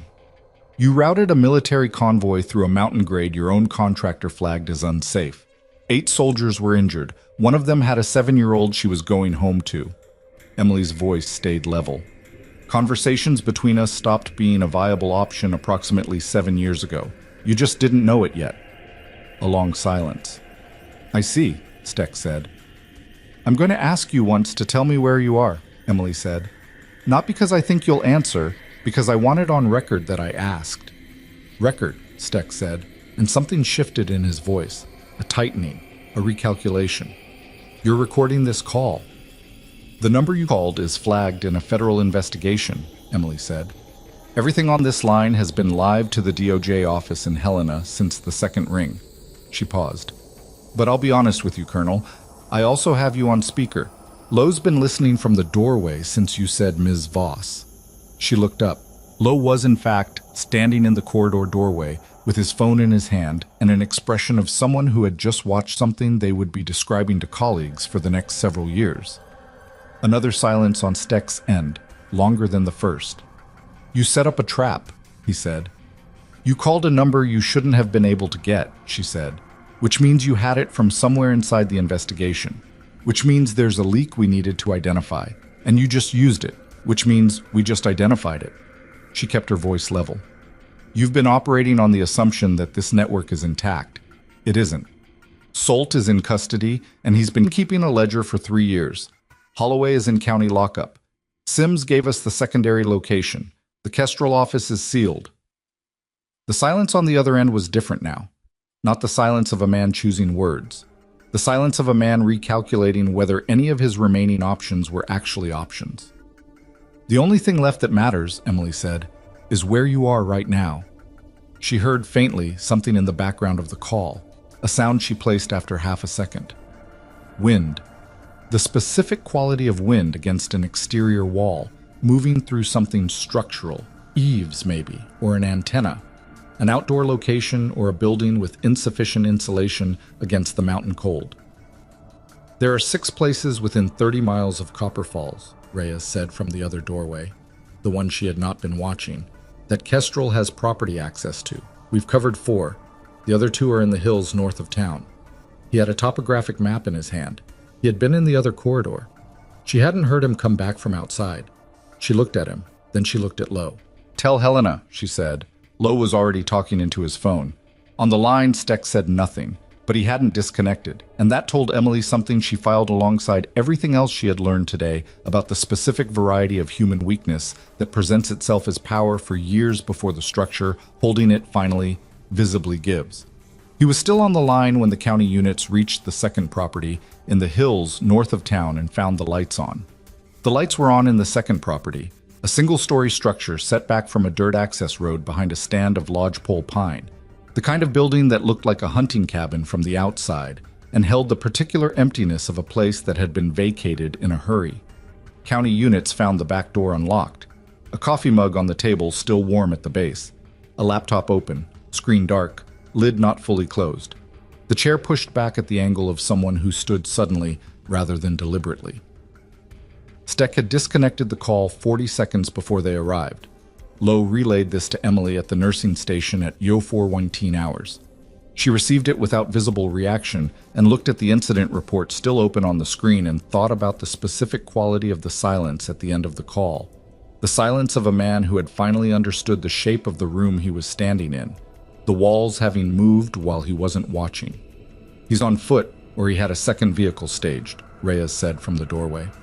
"Second vehicle," Emily said. "He's been planning contingencies longer than we've been building this case. He had an exit." "Exits run out," Lo said. "They do," she agreed. "Just not always on our schedule." She saved the incident report, closed the laptop, and sat back in the nursing station chair. Around her, the overnight floor maintained its low-frequency rhythm. Monitors, the occasional soft sound of a door, the distant murmur of a staff conversation somewhere down the corridor. It was the sound of a hospital doing what hospitals do when the crisis has passed, which was continue. Continue caring for the people in the rooms, continue the work. It did not pause for the drama that had occupied the administrative floors. She had always found something grounding in that. She stayed at the station until 0600, finishing the documentation Lo had requested and adding 2 supplemental observations she had not included in the verbal account. Details about the timing of the power cut that clarified the coordination. Details about Holloway's tactical positioning in the corridor that spoke to prior planning rather than improvisation. She wrote them in the same clipped prose and then emailed the completed document to the address Lo had given her. Then she went and checked on Ruiz. The corporal was asleep, finally, after a night that had been too eventful for someone with a chest tube and a cracked phone and the kind of stubbornness that insisted on staying informed despite the nursing staff's repeated suggestions that she rest. Her breathing was even. The drain was performing correctly.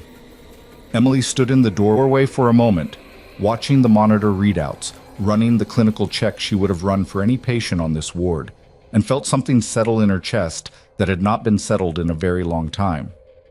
She went home at 0630, drove the gravel road in the pale early light, parked the truck, went inside. The box was still on the kitchen table where she had left it the morning before. She picked it up and put it in the hall closet. She did not unpack it. She was not ready to decide what unpacking it meant, but she was also not ready to look at it on the kitchen table anymore, which was its own kind of decision. She slept for 5 hours.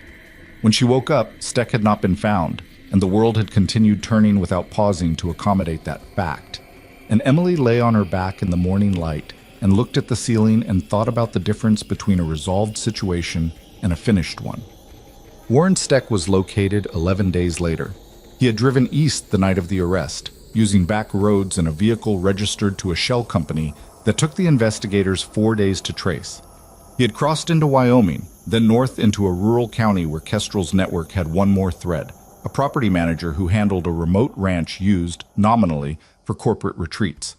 The property manager had provided access and asked nothing, which made him complicit in a way that the subsequent conversation with federal investigators would clarify in detail.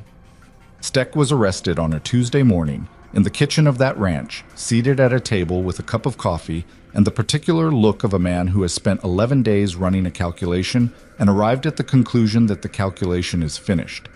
He did not resist. He said nothing beyond confirming his name, which was the only cooperation he would offer until he had spoken to an attorney, and the attorney, once retained, would advise him to say considerably less than he probably wanted to. Lowe called Emily with the news.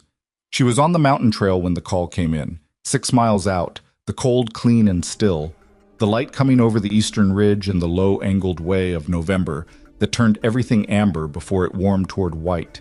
She stopped on the trail and listened to Lowe's summary and said thank you, and ended the call and stood there for a moment with the mountains in all 4 directions and the specific kind of silence that Montana manufactures in the hour after dawn. Then she ran the remaining 2 miles back.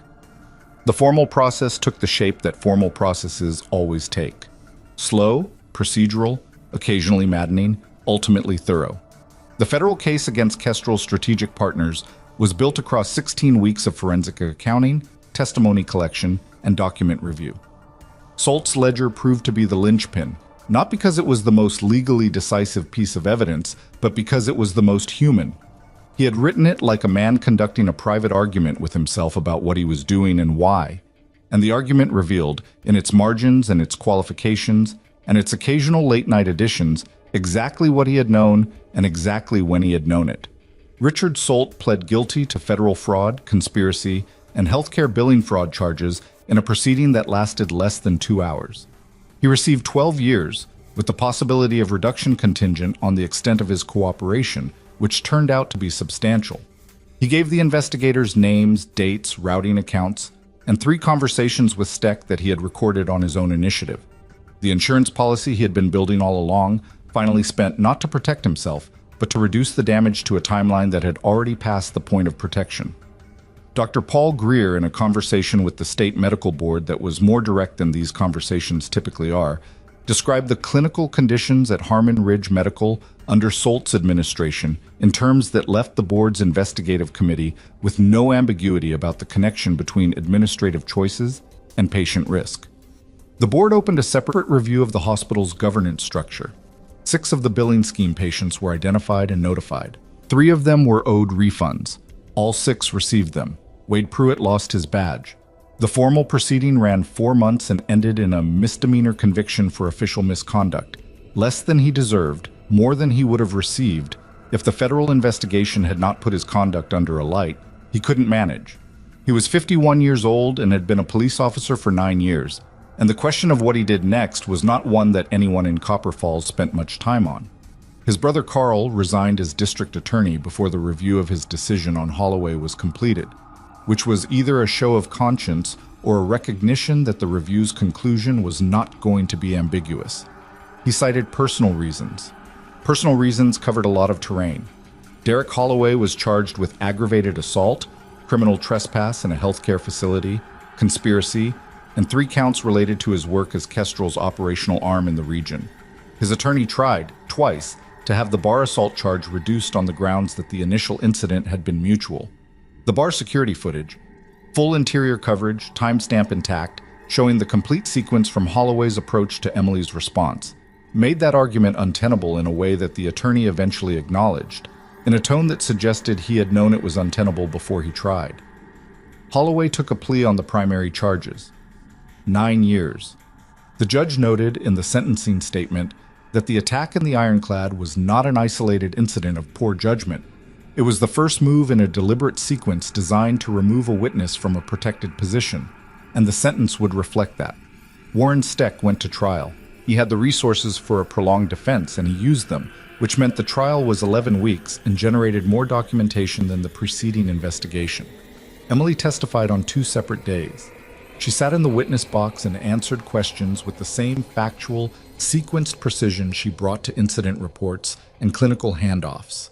And when the defense attorney attempted to characterize the operation that had destroyed her unit as a standard operational failure for which no individual was accountable, she answered with the specific facts she had, marked clearly as facts, and let the facts perform their own argument.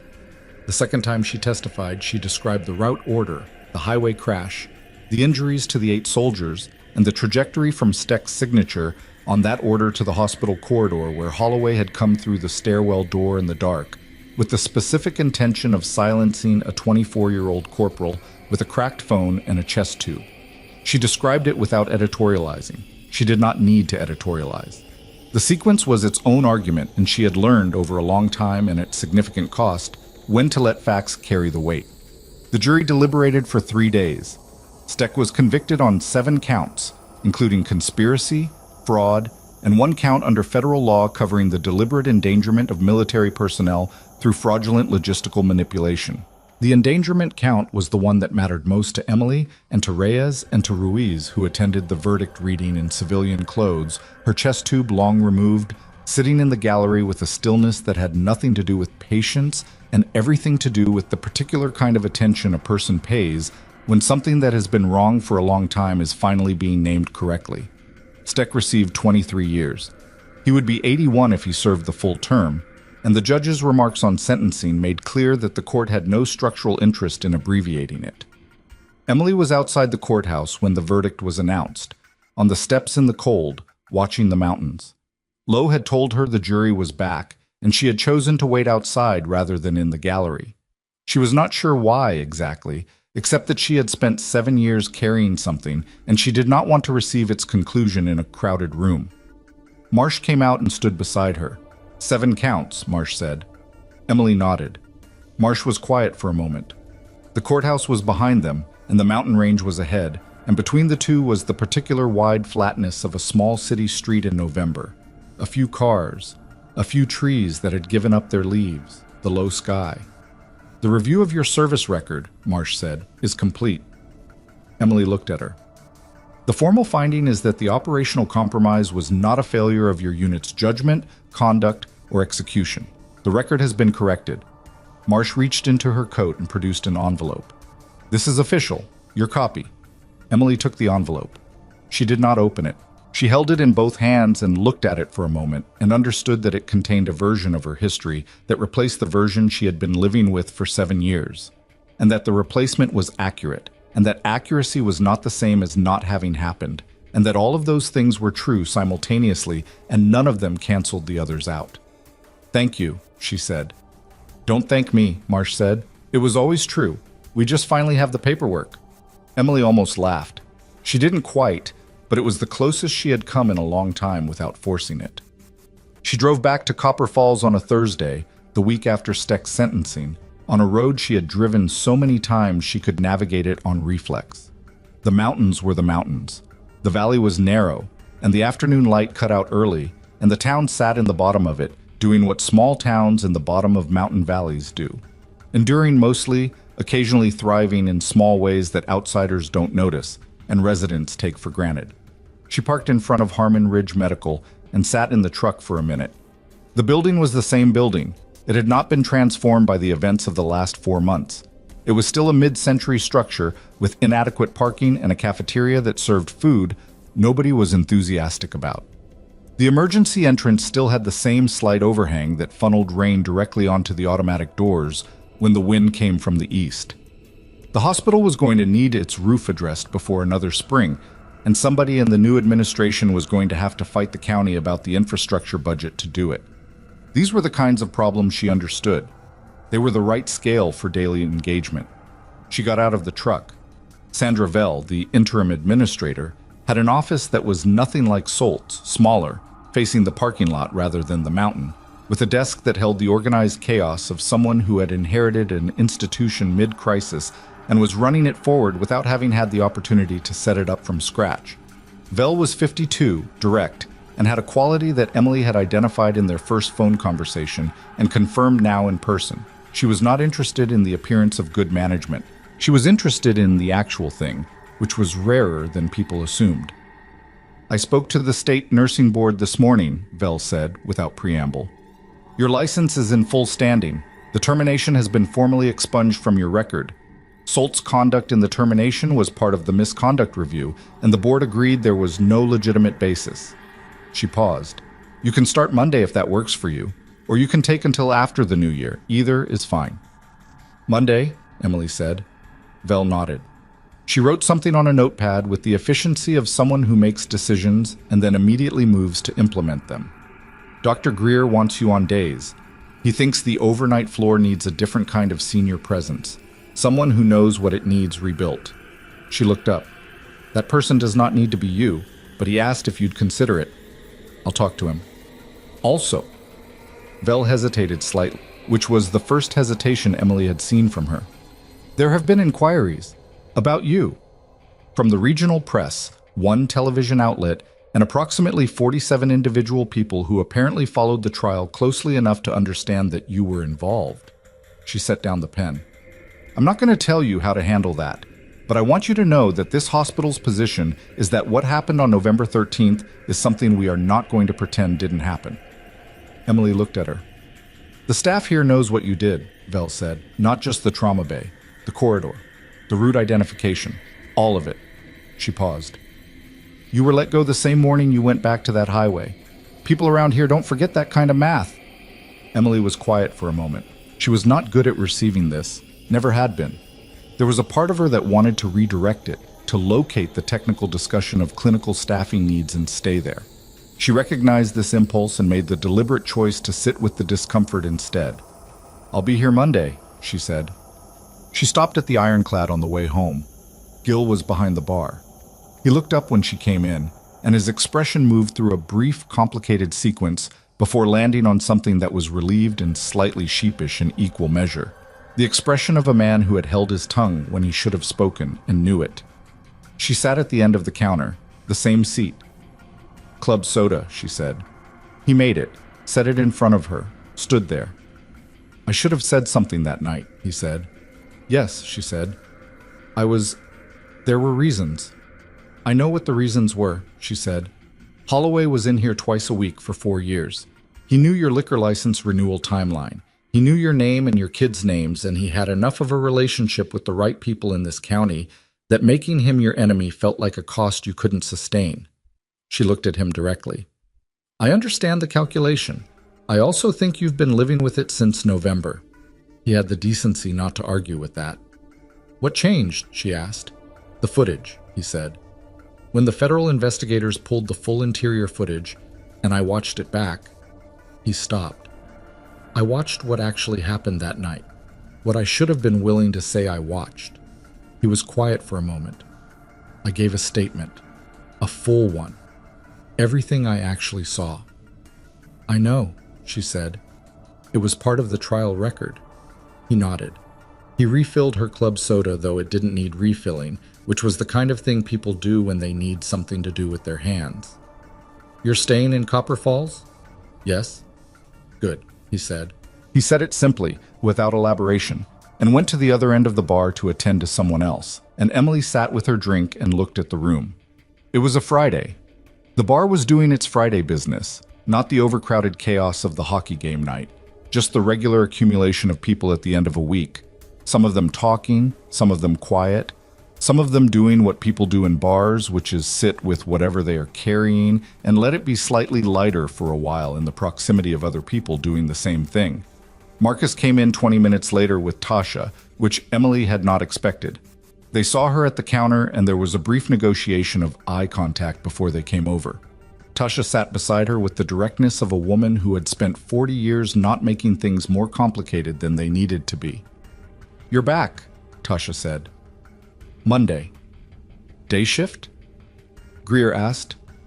Tasha looked at her with the expression of someone assessing whether the new structure is going to work before committing to an opinion. Then she nodded, a single decisive movement. Good.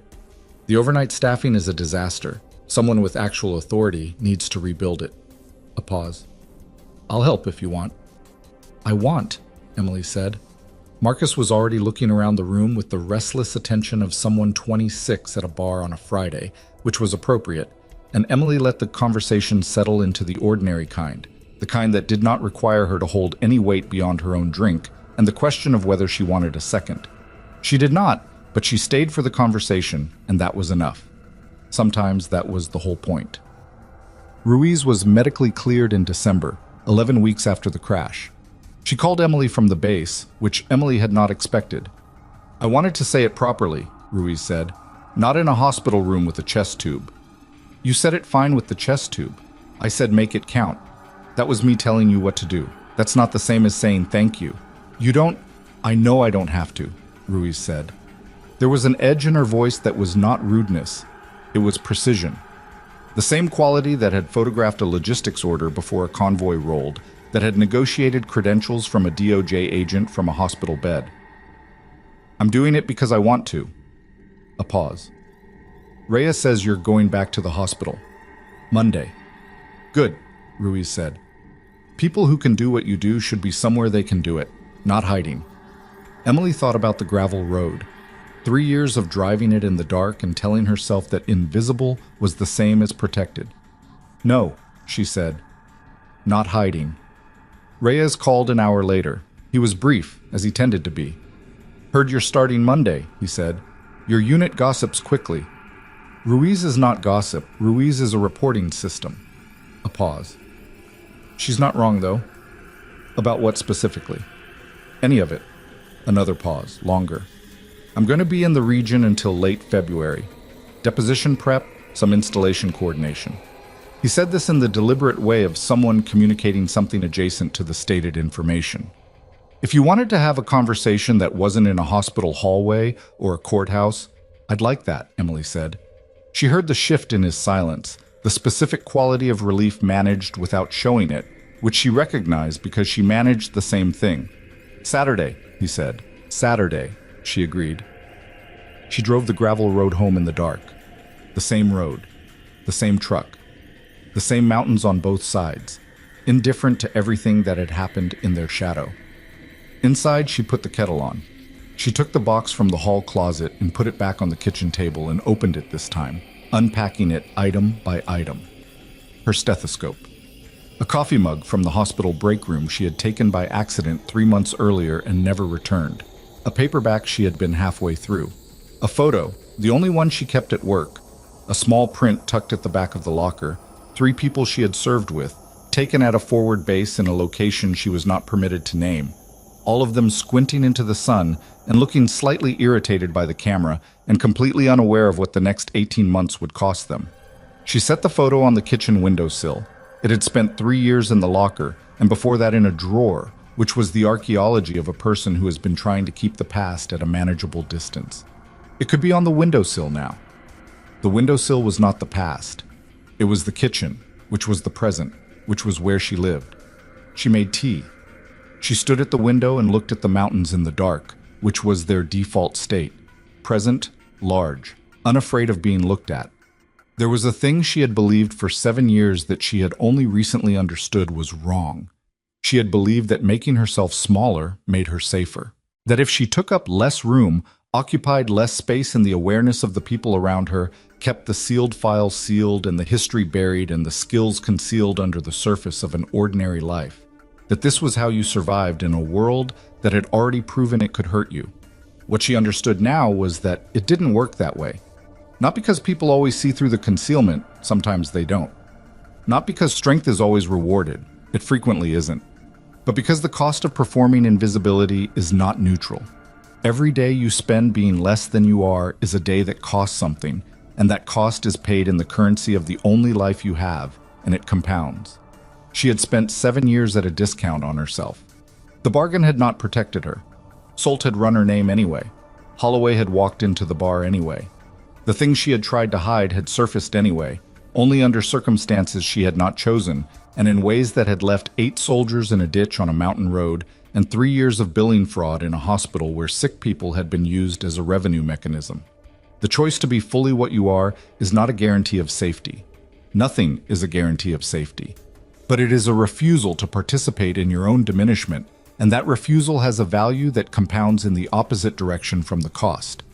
She had saved Ruiz's life with a chest tube at the right moment. She had run triage on a highway shoulder with what she had available. She had sat in a federal conference room and given testimony that was specific and accurate and without self-protection, and that testimony had been part of what put 7 counts on Warren Steck in a courtroom in Montana. She had done all of that not despite who she was, but because of it. The skills she had spent years hiding were the same skills that had mattered when mattering was the only thing on the table. She was 34 years old. She had been many things: a soldier, a medic, a person running from a history she hadn't asked for, a trauma nurse on an overnight floor, a woman who sat at the end of a bar and watched without being watched. She was going to be a day shift senior nurse at a hospital that needed rebuilding, and she was going to help rebuild it, and she was going to run the mountain trail before dawn because she had always found it clarifying. And she was going to have Saturday conversations that were not in hospital hallways, and she was going to be, in full and without discount, the person that she actually was. It was not a redemption story. Redemption implied she had done something that required it, and she had not.